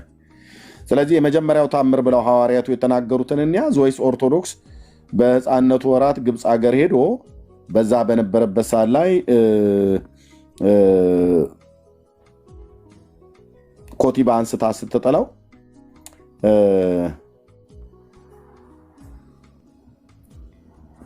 ኮቲባ አንስታ ስትጥለው ሰዎችን ወደ ውሻነት ቀየረ ምናምን ነገር ብሎ የሚል ነው። የትኛውን እንቀበል? ወንድሞች እናቶች? መጽሐፍ ቅዱስ እንቀበል ወይስ የነ ወይዘሮ ኮቲባን ታምር ብለን እንቀበል? አንቀበልም። የነ ኮቲባ ተረት ነው፣ የመጽሐፍ ቅዱሱ ግን እውነት ነው።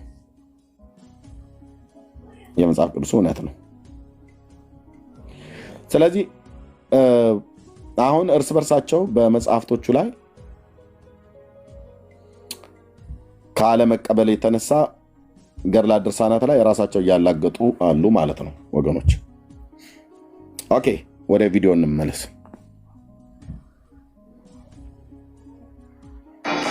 መሀል ላይ ደግሞ ያላችሁ ሰዎች አላችሁ። ጥያቄ ምንድን ነው? ክርስቶስ ከጥምቀት በኋላ ታምራትን እንዳደረገ እንጂ በሕፃንነቱ ታምራትን እንዳላደረገ ይናገራል። በቤተክርስቲያን አባቶችም ደግሞ ከሕፃንነቱ መረጃውን ጥያቄ ለምን አታደምጠውም? ታምር አደረገ ብሎ የተናገረ የትኛውም አባት የለም። የታምር መጽሐፍ ግን ከሕፃንነቱ ጀምሮ ታምራትን አድርጓል ይላልና የቅዱስ ዮሐንስ አፈወርቅ ትርጓሜ ነው የምትቀበለው ወይስ ይህ ታምር ላይ የሰፈረውን ታምር ነው የምትቀበለው? የትኛው ነው ትክክል? ከሁለቱ ሀሳብ ጥያቄ ነው። አሁን ጥያቄውን የመመለስ አቅም ስለሌለ ቀጣዩ ጥያቄ ምንድነው ማቅረብ ይላል።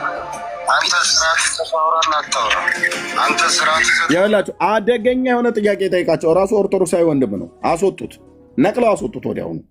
ምንድነው የጠይቃቸው?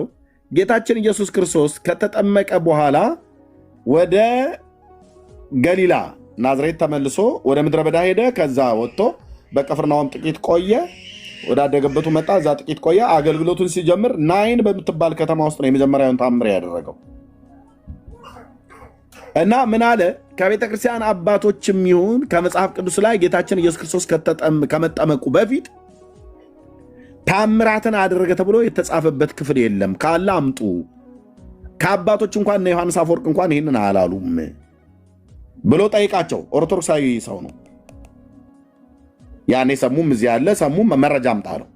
ከዛ ተንጫጩ፣ ያስወረዱት ማለት ነው። ልብ በል። ዮሐንስ አፈወርቅ ተርጓሚ ነው የምትቀበለው ወይስ ይህ ተአምር ላይ የሰፈረውን ተአምር ነው የምትቀበለው? የትኛው ነው ትክክል? ከሁለቱ ሀሳብ ጥያቄ ነው። አሁን ጥያቄውን የመመለስ አቅም ስለሌለ ቀጣዩ ጥያቄ ምንድነው ማለት ነው? ልዕልናውን፣ ታላቅነቱን፣ ትህትናውን የሚያሳይ ሳይሆን ታሪኩን ለማጠልሸት ሆን ብሎ የተጻፈ መጽሐፍ ነው። ለዚህ ነው በሙሉ ተንጫጩበት። ከዛ አባረሩት ማለት ነው፣ አስወጡት።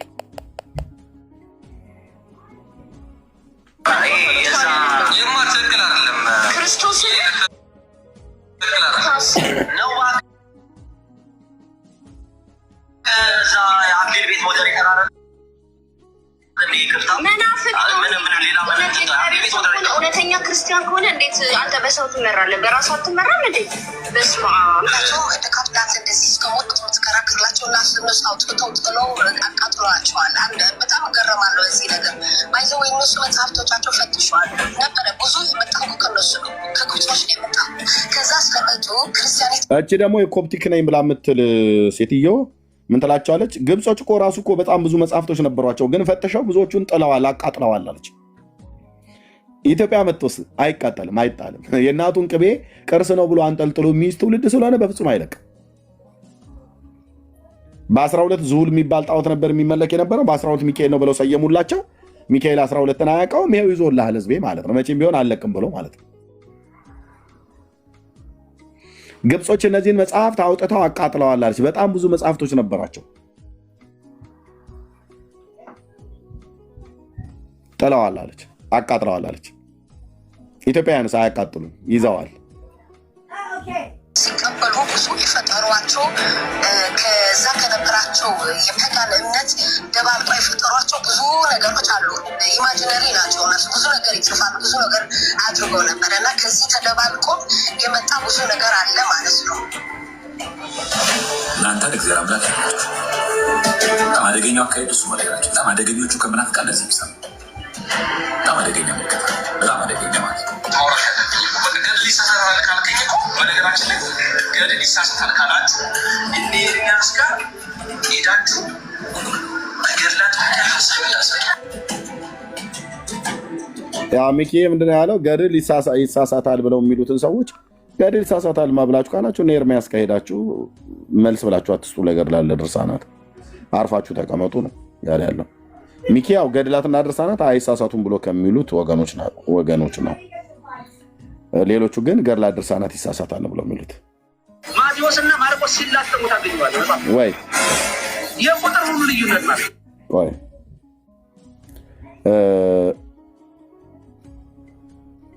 በገድላት ድርሳናት ላይ ያሉትም ማለት ኦኬ። ለወንድሞች ሰላም እንዲሉ ለእህትየውም ጊዜ ልስጥና እኔም ትንሽ ውሃ ልጠጣ። እንኳን ደህና መጣችሁ። ነገረ ድህነት ላይ ነው የምናወራው፣ ግን ለመግቢያነት ያህል በገድላት እና በድርሳናት ላይ የሚያላግጥ ትውልድ በራሳቸው ቤት ነው የተነሳው። ኦኬ፣ በራሳቸው ቤት ነው የተነሳው። ስለዚህ ቪዲዮ ሳታሳይ እኔ ላኩልን ቪዲዮ አንድ ያሳየውና ኦኬ አለ ከዚሁ አሁን ከምታነሳው ሀሳብ ጋር የተያያዘ አክሊል የተናገረውን 2 ደቂቃ አካባቢ ነው። እስኪ አንድ ያሰማል። መልካም አለ ገና የቄሶቹም አለ የምናየው። እሺ ወንድምነት እሺ ያ ኦኬ ሰው ምንድነው ስህተቶች በአንድም በሌላ ምክንያት ሊገቡ ይችላል። ኦሪጂናሊ ሲጻፍም ሰው ሊሳሳት ይችላል። በቃ ሰው ናቸው፣ የጻፈው አንድ ሰው ነው። የመጽሐፍ ቅዱስን ለየት የሚያደርገው ኢንስፓይሬሽኑ ለየት ያለ ነው። ኦኬ መንፈስ ቅዱስ ያጽፋቸው ትልቅ የሆነ ኢንስፓይሬሽን ነው። ስለዛ ለየት አድርገን ነው የምናየው ራሱ መጽሐፍ ቅዱስን። እነዚህ መጽሐፍት ላይ ግን በአንድም በሌላ ምክንያት ስህተቶች ሊገኙ ይችላሉ። አይችልም ኢንፋሊብል ናቸው የሚል ካለ ቤተክርስቲያን የትኛው አባት ነው መጽሐፍ ቅዱስ ውጭም ኢንፋሊብል ናቸው ብሎ ያስተማረ ብለን እንድንጠይቅ ያደረገናል። ምክንያቱም እንግዳ ትምህርት ስለሆነ እንግዲህ ሲሪየስሊ እንግዳ ትምህርት ነው። አንድም አባት ኢንፋሊብል ናቸው ሌሎች መጽሐፍት የነ ቅዱስ ባስልዮስን ራሱ ቢሆን አይደለም ገድላት ድርሳናት ተአምራት የነ ባስልዮስን አሁን የሊቃውንት ሲሆን ይሻላል ነው። አሁን የሊቃውንት ሲሆን የትኛውም ማለት በዓለማችን ላይ ለምሳሌ የምናውቃቸው ብዙ አባቶች አሉ። እኛ ሀገር ብቻ ሳይሆን ሌሎች ሀገራት ላይ የሚታወቁ እነ ቅዱስ ዮሐንስ አፈወርቅ እነ ባስልዮስ ዘቂሳርያ ሌሎችንም ስለሚታወቁ ስራዎቻቸው ይታወቃሉ። ስለዛ እንደው ተጠብቀው ይኖራሉ። ገድላት ድርሳናት ተአምራት ሲሆኑ ግን ምንድነው የሆነ አካባቢ ላይ ብቻ ይሆናል። ለምሳሌ ያለው ያ መጽሐፍ ለምሳሌ ገድላት ድርሳናት ተአምራት ውስጥ ኢትዮጵያ ውስጥ ብቻ የሚኖር አለ፣ ሌላ ቦታ ጭራሽ የማይታወቅ ማለት ነው። እና ኖርማል ነው፣ ይህ ምንም ችግር የለም፣ ጤናማ ነው ኢትዮጵያ ውስጥ ብቻ መኖሩ ማለት ነው። የሚታወቀው ታሪክ ኢትዮጵያ ውስጥ ብቻ ከሆነ ይጻፋል። የቅዱሱ ኢትዮጵያዊ ከሆነም ኢትዮጵያ ውስጥ ነው ኦፍኮርስ ሊኖር የሚችለው የገድል መጽሐፉ። እና ግን ችግር የሚሆነው ምንድነው እንደነዚህ አይነት መጽሐፍቶች በየቦታው ስለማይገኙ አንደኛ የመበረዝ እድላቸው በጣም ሰፊ ነው። ስለዚህ በጣም አንዳንድ መጽሐፍቶች በጣም ቴዎሎጂካሊ በጣም ጥናት የሚፈልጉ መጽሐፍት ራሱ ሊኖሩ ይችላሉ። በመጽሐፍ ደረጃ ውስጣቸው የሆነች ፓርት ብቻ ሳይሆን በመጽሐፍ ደረጃ ኢትዮጵያ ውስጥ ብዙ ጥናት የሚያስፈልጋቸው ነገሮች ሊኖሩ ይችላሉ። አሁን እኛ ዋናው ፎከሳችን ሃይማኖት የሚለው ላይ ስለሆነ አስተምህሮ የሚለው ላይ በደንብ ፎከስ አድርጉ ነው እንጂ በመጽሐፍት ደረጃ ተአምረ ኢየሱስ ለምሳሌ ጥናት ሊደረግበት የሚያስፈልገው አይነት መጽሐፍ ነው። ተአምረ ኢየሱስ ለምሳሌ ምንም ጥናት ሊደረግበት ይገባል። መጽሐፉ ራሱ ምንጩ ከየት ነው የመጣ መጽሐፍ ቅዱስ ራሱ ለምሳሌ መጽሐፈ መቃቢያን ብለን የምንይዛቸው አሉ አይደለኛ እኛ ሀገር ኢትዮጵያ ውስጥ መጽሐፈ መቃቢያን አሉ። መጽሐፈ መቃቢያን 1 2 3 የተባሉት እነሱ ራሳቸው ቢሆን ድጋሚ ጥናት ሊደረግባቸው ይገባል። ለምን? ምክንያቱም ውጭ ካለው ከመቃቢያን ጋር ልዩነት አለው። ልዩነቱ እንዴት መጣ? አባቶችስ ሲጠቅሱ የነበሩት የትኛውን መጽሐፍ ነው ከተባለ የውጩ ነው። ስለዚህ ይሄኛው መቃቢያን የትኛው መቃቢያን ነው የሚለውን አንዳንድ ነገሮች ጥናት ይፈልጋሉ። አሁን ችግሩ ምንድነው? ቦርድ ላይ አናይም። እዚህ ቲክቶክ ላይ ኦኬ ወንድምነት ቀጥሉ። ቀጥሉ። በጣም ነው የምናወራበት። ቀጥሉ። መጣሁ። እንግዲህ በገድላት ድርሳናት ላይ የሚያላግጥ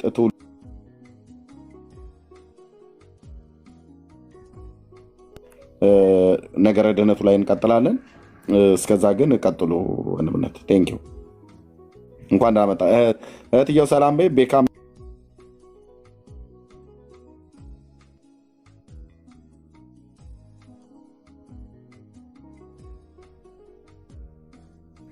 ሶሪ ወገኖች፣ ሰላም በይና ብርኬ ቤቱን ምራው። ሰላም በይ አንቺም ቤካ የሚበልና ራት ልብላ። ሚዩት አድርጌ ነበር ከሳወራ የነበረውና ቀጥሉ። ቴንኪው። እሺ ሰላም ብያለሁ ሁላችሁንም። ቤክ እየቀጠል ስራ ላይ ስለሆንኩ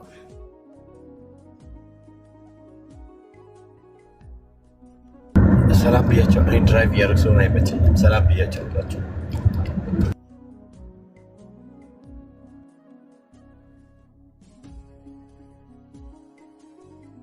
እሺ ሰላም ብያለሁ ሁላችሁንም። ቤካ መሲ፣ ኤርሚዬ፣ ክርስቲያን ወንድም እህቶች ሁላችሁንም ሰላም ብያለሁ። በእግዚአብሔር ከአባታችን ከጌታም ከኢየሱስ ክርስቶስ ጸጋና ሰላም ከሁላችሁ ጋር ይሁን። እኔም ወደ ቤት እየገባሁ ነው፣ ግን እኔ በጣም አጭር ደቂቃ ምናልባት 5 ደቂቃ ምናምን ነው ከዚህ በኋላ የሚቀረኝ፣ ግን እችላለሁ። እንደዚህም እየገባሁም ቢሆን እችላለሁኝ። መግባት ትችላላችሁ። ኦርቶዶክሳውያን ገስት ልካችሁ መግባት ትችላላችሁ።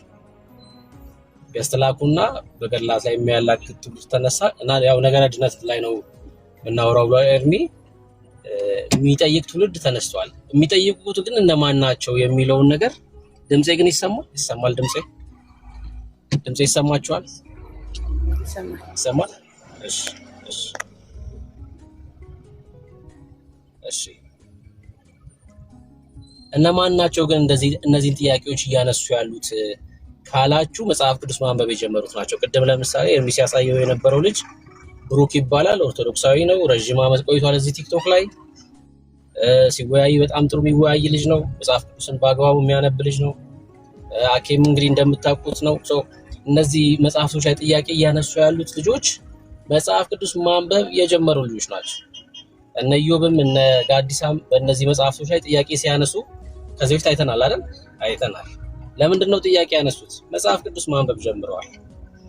መጽሐፍ ቅዱስ ያነበበ ሰው እንደ እግዚአብሔር ሐሳብ ያልሆነን ነገር መቃወም ይጀምራል አይደለ? ምክንያቱም በቃ የእግዚአብሔር መንፈስ ይረዳል። ያ ከእግዚአብሔር አብ የሚወጣው እውነተኛ መንፈስ ስለሚያግዝ ማለት ነው። እና ሰው መጽሐፍ ቅዱስን ካነበበ በእነዚህ ተረቶች ታስሮ አይኖርም። ለእነዚህ ተረቶች ምርኮኛ አይሆንም። መጽሐፍ ቅዱስን ሰው ማንበብ ከቻለ ማለት ነው። ማንበብ ከቻለ አንብቡ ነው የምንላችሁ። አሬ የኢትዮጵያ ኦርቶዶክስ ቤተክርስቲያን ራሷን ወቋት፣ መጽሐፍ ቅዱስ አንብቡ። ያኔ ቤተክርስቲያን ውስጥ ያለውን ችግር እናንተ ትቃወማላችሁ፣ እውነት የሆነውን ደግሞ ትቀበላላችሁ። ካልሆነ ግን እውርን ነው እየመራ ያለው ማለት ነው።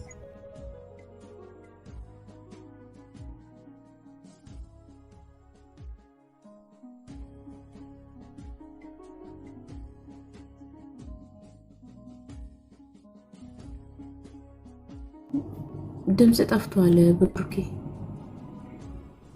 ትስገድ ሲል ትሰግዳለህ አይደል? ግንድ ላይ ማርያም ተገለጠች እና ከብ ጨፍር ሲል ከብ ትጨፍራለህ። ለምን? ያላነበበ ትውልድ እንደዛ ነው። በቃ እውቀት ከማጣት የተነሳ ትጠፋለህ ማለት ነው። ትጠፋለህ። ቁጥር የሚጽፈውን ሰው አስገቡት። ድምጼ ሩቅ ከሆነ መንገድ ላይ ስለሆንኩ ነው። እሺ፣ መንገድ ላይ ስለሆንኩ ነው። ሰላም ናችሁ? እንኳን ደህና መጣክ። እንኳን ደህና ቆያችሁ። እኔ አንድ ነገር ልበል። ከየት ቤተ እምነት ነው? ኦርቶዶክስ። አይ ማለት ሳይሆን ያው እንወያያለን እኮ። አንድ አስተያየት ልስጥና ልቀጥል በጨዋነት። አይ ተወያይተን አስተያየት ሰጠናል። አሁን የአስተያየት ሰዓት ስላልሆነ ነው።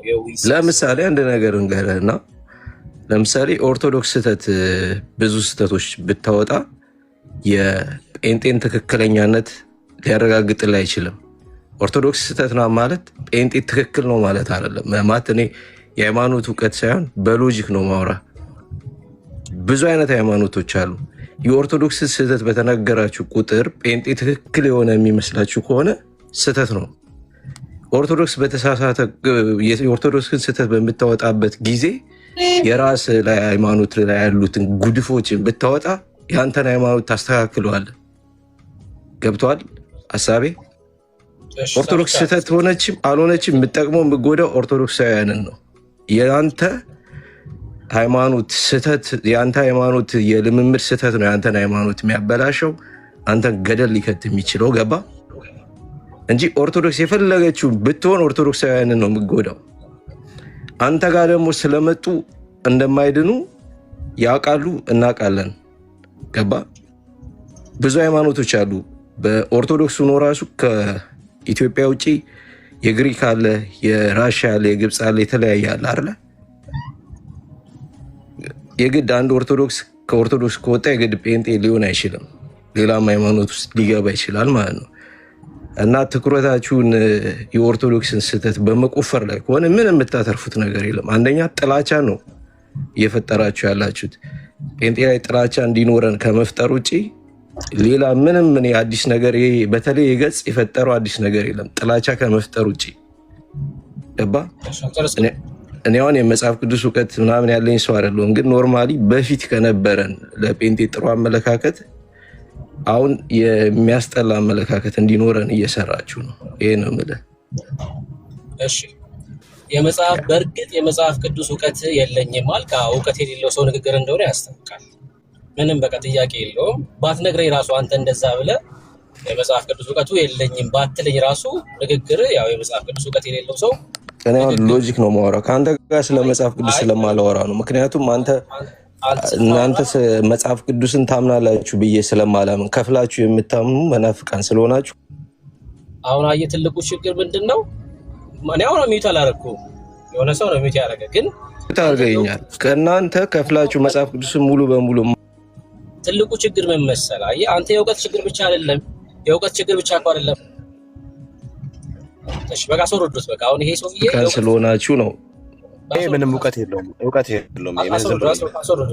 ሎጂክ ደግሞ የእውቀት ችግር ብቻ ሳይሆን የማቹሪቲ ችግርም ጭምር ነው ያለበት። እኔ ሲያወራ ለምሳሌ ከ3 ደቂቃ በላይ ሰምቼዋለሁ። እኔን ግን 2 ሰከንድ መስማት አይችልም። የመወያየት አቅምም ጭምር ነው የሌለው። የእውቀት ችግር የመጽሐፍ ቅዱስ ያለማንበብ ችግር ሳይሆን ተግባቦት ችግርም ጭምር ነው ያለበት። አሁን አንተ እንዳታገባ ሚስት እንዳታገባ መጀመሪያ ከራስህ ጋር ተግባባ፣ ራስህን አዳምጥ። እሺ እንደዛ ነው የሚሻለው። ማዳመጥ መቻል አለበት። ተናግረሃል፣ ሰምተንሃል። ሰው ሲነገር ደግሞ የመስማት አቅም ደግሞ ያስፈልጋል። እንደዛ ነው እንደዛ ነው። አሁን ምንድነው መሰላችሁ ሃይማኖቶች እዚህ ይሄ የዚህኛውን ሃይማኖት ችግር ብትነግረኝ ሌላም ቦታ አለ፣ ሌላ ሃይማኖት አለ። እኔ እኮ ስለ ሃይማኖት አይደለም ምን እናወራክ፣ ስለ ሃይማኖት አይደለም ምን ነግርክ፣ ስለ ብርሃን ነው እያወራን ያለነው። አንተ በሞት መንደር ነው ያለኸው፣ በጨለማ መንደር ነው ያለኸው። ና ወደ ህይወት ነው እያልን ያለነው። ና ወደ ኢየሱስ ነው እኛ የምንጠራ፣ ወደ ኢየሱስ ነው ወዳጅ አይደል? ወደ ኢየሱስ ነው። ጴንጤነት ምናምንም ቢሆን አያድንም እናውቃለን አልክ። መጽሐፍ ቅዱስ እኮ ማያውቅ ሰው ጴንጤነት ያድን ኦርቶዶክስነት ያድን አያውቅም እኮ። በቃ አንተ አታውቅም። ማያውቅ ሰው ጴንጤነት አያድንም ብሎ ሊናገር አይችልም። ሲጀምር ጴንጤነት ያድናል ብለንም አናውቅም። ምን እንደምንል እንኳን አታውቅም። የሚያድነው ኢየሱስ ክርስቶስ ነው። ጴንጤነት ያድናል ብለን አናውቅም በጭራሽ። አዳኙ ኢየሱስ ክርስቶስ ነው። በክርስቶስ ኢየሱስ ደግሞ አምነው የዳኑ ህብረት የሚያደርጉት ጴንጤ ጋር ብቻና ብቻ ነው። አለቀ። ምክንያቱም ኮተት ስለማንቀበል ማለት ነው። የሰው ስርዓት ስለማንቀበል፣ የፍጡር አምልኮት ስለማንቀበል ህብረት የምታደርገው ጴንጤ ጋር ነው። ከ1 እስከ 30 ኢየሱስ የሚነገርበት ቦታ ብቻ ነው ህብረት የምታደርገው። አሁን ይሄ የህብረት ጉዳይ ነው የሚሆነው ማለት ነው። በክርስቶስ ኢየሱስ ከዳንክ በኋላ ህብረት ታደርጋለህ። ለፍጡር የማይዘፈንበት ቦታ ህብረት ታደርጋለህ። የት ህብረት ታደርጋለህ? ወደ ፍጡር ጸሎት የማይደረግበት ስፍራ ህብረት ታደርጋለህ። ሶስቱ የህብረት ጉዳይ ነው። የሚያድነው ኢየሱስ ክርስቶስ ነው። ሰው ጴንጤ ስለሆነ አይድንም።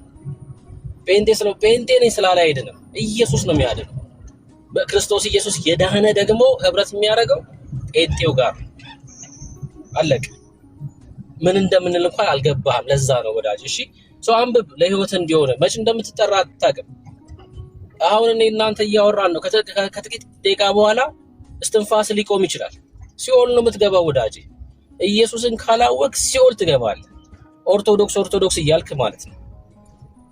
ምንም ካልጠቀመ ኦርቶዶክስ መሆን ወደ ህይወት እስካላመጣ ድረስ የእግዚአብሔርን ቃል እንድታነብ እስካላገዘ ድረስ ምንም ልዩነት የለውም። በቃ ማህበርተኛ ነህ አንተ፣ እድርተኛ ነህ ወዳጅ፣ እድርተኛ ነህ። የሆነ የእድር አባል ከመሆን የተለየ አይደለም ማለት ነው። እግዚአብሔርን ቃል አንብብ፣ መጽሐፍ ቅዱስን አንሳ።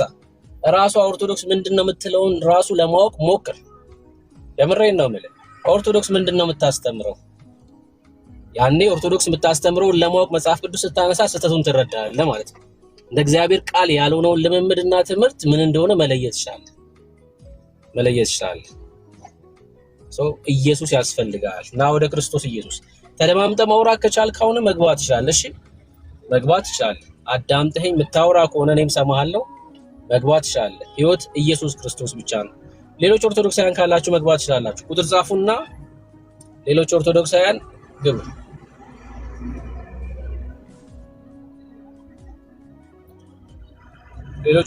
ግቡ። ቁጥር ጻፉልን።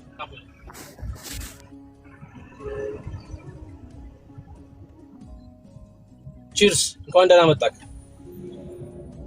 ሃይ ብሩክ፣ እንዴት ነው? ሰላም ነው? እግዚአብሔር ይመስገን አለን። ከየት ቤተ እምነት ነው?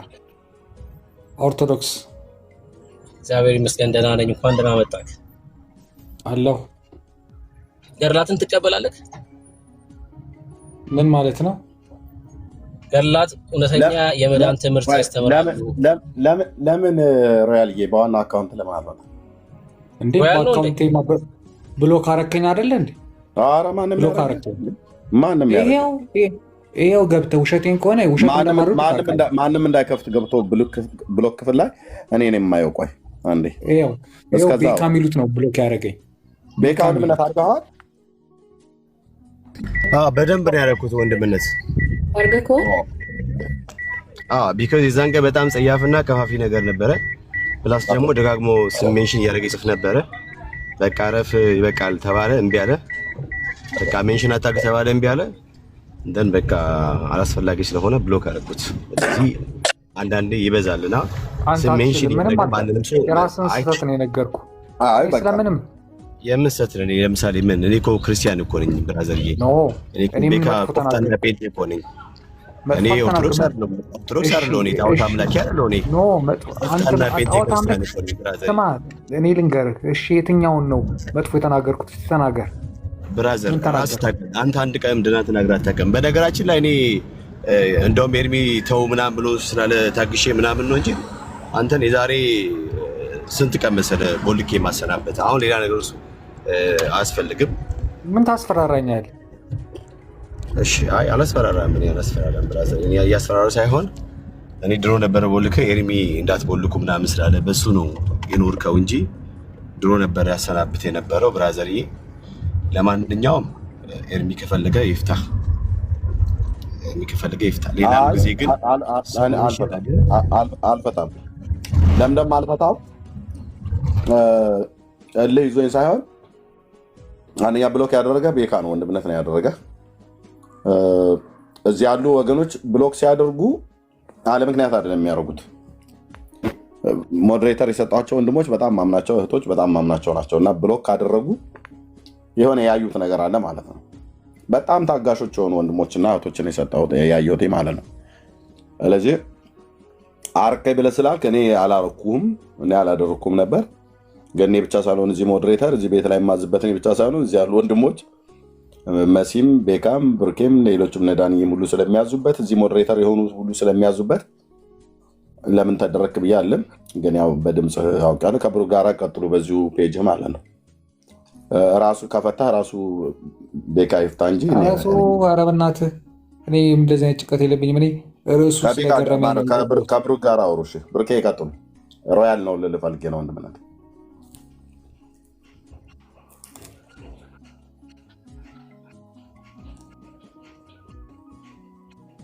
ሮያል ወይዬ ብሩኬ ገድላትን ትቀበላለህ አንተ? ማለት ስለመዳን ያወራል የገድላት መጽሐፍት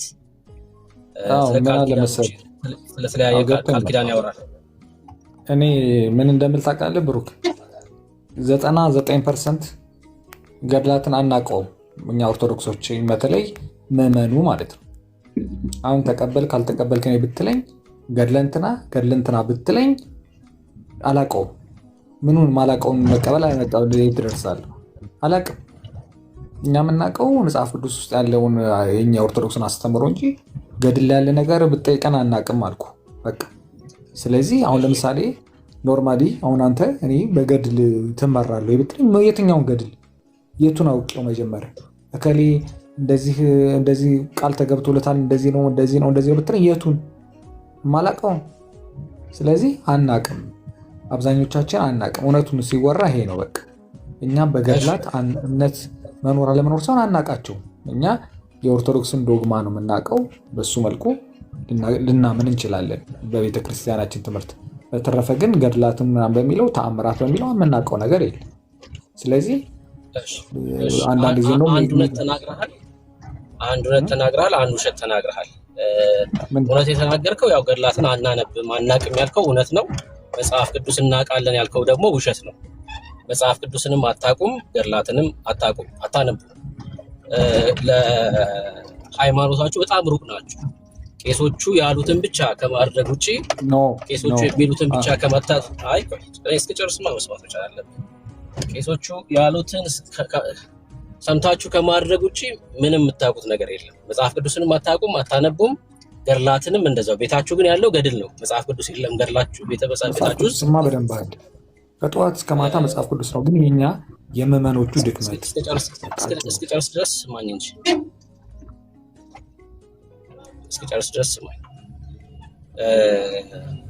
መጽሐፍ ቅዱስ የለም ስል በጥላቻ ምናምን አይደለም። ልደተ ቃል የሰራው ቪዲዮ ማየት በቂ ነው። 30 እና 40 ዓመት ቤተክርስቲያን ውስጥ አስተማሪ የሆኑ ቄሶች ቤታቸው ላይ መጽሐፍ ቅዱስ የላቸውም። መጽሐፍ ቅዱስ የላቸውም። ቄሶች ናቸው፣ አስተማሪዎች ናቸው። 30 ዓመት አስተምር ያለው ይላል ሰውየው። መጽሐፍ ቅዱስ አለ የለው፣ ትንሿ ናት ያለችኝ ይላል እንትን መዝገበ ጸሎት ማለት ነው። መጽሐፍ ቅዱስንም አታውቁም፣ ገድላትንም አታውቁም። በዚህ እስማማለሁ። እነዚህ ገድላት እስትንፋሰ እግዚአብሔር ናቸው ብለህ ታምናለህ? በእግዚአብሔር መንፈስ የተጻፉ መጽሐፍት ናቸው ብለህ ታምናለህ? ገድላትን ገድል እኮ ማለት እኔም ገድል ሊኖረኝ ይችላል። የሰው እኮ ታሪክ እኮ ነው። አንድ ሰው እንዲህ ተጋድሎ እንደዚህ ሆነ፣ እንደዚህ ለእግዚአብሔር እንደዚህ ሆነ ነው በቃ። ሌላ ነገር እኮ የለው። አዎ የተጻፉት ሰው አንተ ካለፍክ በኋላ ለምሳሌ እኔ ገድል ሊኖረኝ ይችላል። እነዚህ መጽሐፍቶች የተጻፉት ሰውየው ካለፈ በኋላ ነው እና ታሪካቸው ሲጻፍ በእግዚአብሔር መንፈስ ለጸሐፊው የተገለጠ ነው ታሪካቸው የተጻፈው ወይስ በስማ በለው የተጻፉ ናቸው ነው ጥያቄ። ለምሳሌ ሙሴ ሲጽፍ በአዳም ዘመን ስለነበረው ጽፏል። ከዛ ደግሞ በአብርሃም ዘመን በኖህ ዘመን ስለነበረው ጽፏል፣ በእግዚአብሔር መንፈስ ማለት ነው። እነዚህ ገድላቶች ሲጻፉ በስማ በለው የተጻፉ ናቸው ወይስ በእግዚአብሔር መንፈስ የተጻፉ ናቸው? ስማ በለው ምናምን ደረጃ መድረስ ምን ያስፈልጋል? ኖርማሊ የህይወት ታሪክ ነው አልኩ በጭ ጥያቄ በእግዚአብሔር መንፈስ ነው ወይስ አይደለም ነው ጥያቄ። ዋናው እሱ በእግዚአብሔር መንፈስማ ነው የሚጻፉት። ለምሳሌ ኖርማሊ ማንኛውም ነገር እኔ ራሴ የህይወት ታሪኬን ብጽፍ በሰይጣን መንፈስ አልጽፍም። በእግዚአብሔር መንፈስ ነው የተጻፉት። በእግዚአብሔር ተደግፈ ነው የምጽፋቸው እንጂ ዝም ብለህ ተነስተህ በእግዚአብሔር መንፈስ የተጻፈ ደግሞ ከሆነ ገድላት አይሳሳቱም ማለት ነው። ምክንያቱም የእግዚአብሔር መንፈስ ማልከኝ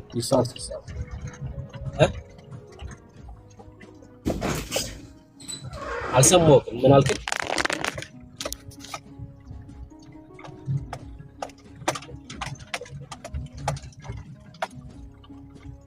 ሚዩት ነሽሮ ያለ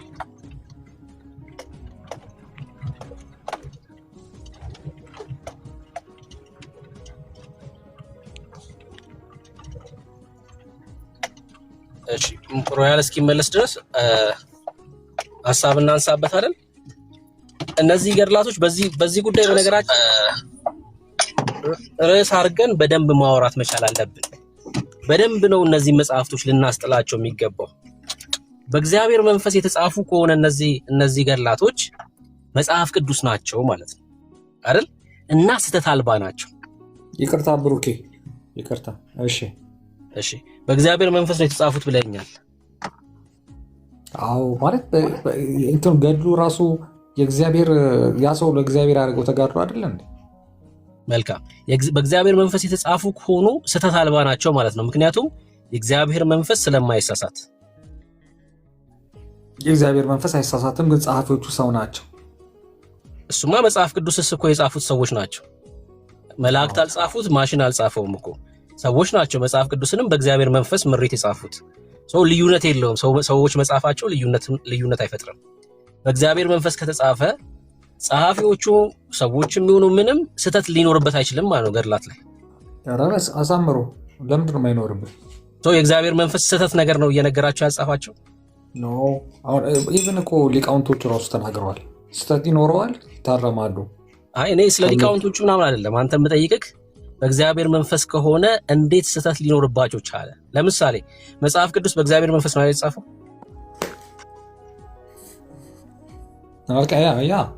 ታዲያ እሺ ጸሐፊዎቹ ሰዎች ናቸው። አዎ መጽሐፍ ቅዱስ ስህተት አለበት የለበት? መጽሐፍ ቅዱስ ማለት መጽሐፍ ቅዱስ እንዴት ስህተት አለበት ብለህ ትላለህ? በነገራችን ላይ በእግዚአብሔር መንፈስ ነው የተጻፉት ካልክ እኮ መጽሐፍ ቅዱስ ናቸው እያልክ ነው። ካልተረዳው እንደዛ እያልክ ነው ያለው። እኔ ግን ምን እንደምልህ ገድላትና ድርሳናት በእግዚአብሔር መንፈስ ናቸው የተጻፉት። ጸሐፊዎቹ ሰዎች ናቸው። ተመሳሳይ ነው ከመጽሐፍ ቅዱስ ጋር። ገድላትና ድርሳናት ላይ እንዴት ስህተት ሊገኝ ቻለ? በእግዚአብሔር መንፈስ ከተጻፉ ግን ስህተት ሊገኝ የቻለው ምንድነው? አብዛኞቹ ታምራና ገድል የሚባሉት ኖርማሊ ገድል የሚጻፉ የአንድ ሰው ታሪኩን ነው። ስለዚህ ከዛ ሰው ደግሞ ስለሆነ ይሳሳታል፣ ስህተቶች ሊኖሩ ይችላሉ። ሰውየው አይደለም እኮ ሰውየው በህይወቱ ተሳስቷል አይደለም። መጽሐፍቶቹ ላይ ስህተት አለ የለም ነው። ሰውየውማ ዳዊት እኮ በህይወቱ እኮ ተሳስቷል ብዙ ጊዜ። ምንም ሰለሞን ተሳስቷል እኮ ብዙ ጊዜ። ስለ ሰውየው አይደለም እኔ ጥያቄ። መጽሐፉ ግን ስህተት አለበት የለበትም ነው። ለምን ጸሐፊዎቹ በእግዚአብሔር መንፈስ ከጻፉት መጽሐፉ ስህተት ሊኖርበት አይችልም ማለት ነው በጭራሽ። ወይም ደግሞ በእግዚአብሔር መንፈስ አይደለም የተጻፈው። የእግዚአብሔር መንገድ አንተ እኮ ነው አሻሚ መንገድ ላይ ቆምክ። በእግዚአብሔር መንገድ ተጽፏል። ስለዚህ በእግዚአብሔር መንፈስ ነው ያለው። በእግዚአብሔር መንፈስ ከተጻፈ እሺ፣ ለጸሐፊዎቹ እግዚአብሔር ነው አይደል የገለጠላቸው ገድሉን እንዲጽፉ። እግዚአብሔር እየገለጠላቸው ነው የጻፉት። ይሄን አላውቅም። የህይወት ታሪክ እንደሆነ ነው የማውቀው እንጂ እግዚአብሔር እየገለጠላቸው አይደል። በእግዚአብሔር መንፈስ ካልክ እኮ እሱ እኮ ማለት እኮ ነው በእግዚአብሔር መገለጥ ውስጥ ነው የጻፉት ነው እያልክ እኮ ነው ያለው። ወይ ደግሞ ቃሉ ራሱ ማለት ነው ቃሉ ራሱ የሚሰራ ነው ህይወት ያለው ቃል ነው እያልክ እኮ ነው ያለው። የእግዚአብሔር መንፈስ አለበት። ስማኝ፣ ህይወት ያለው ቃል የመጽሐፍ ቅዱስ ብቻ ነው። እኛ ገድል የህይወት ቃል ነው ብለን አናውቅም። ገድል በቃ መማሪያ ነው። እንደዛ ካልክ ደግሞ ፊክሽን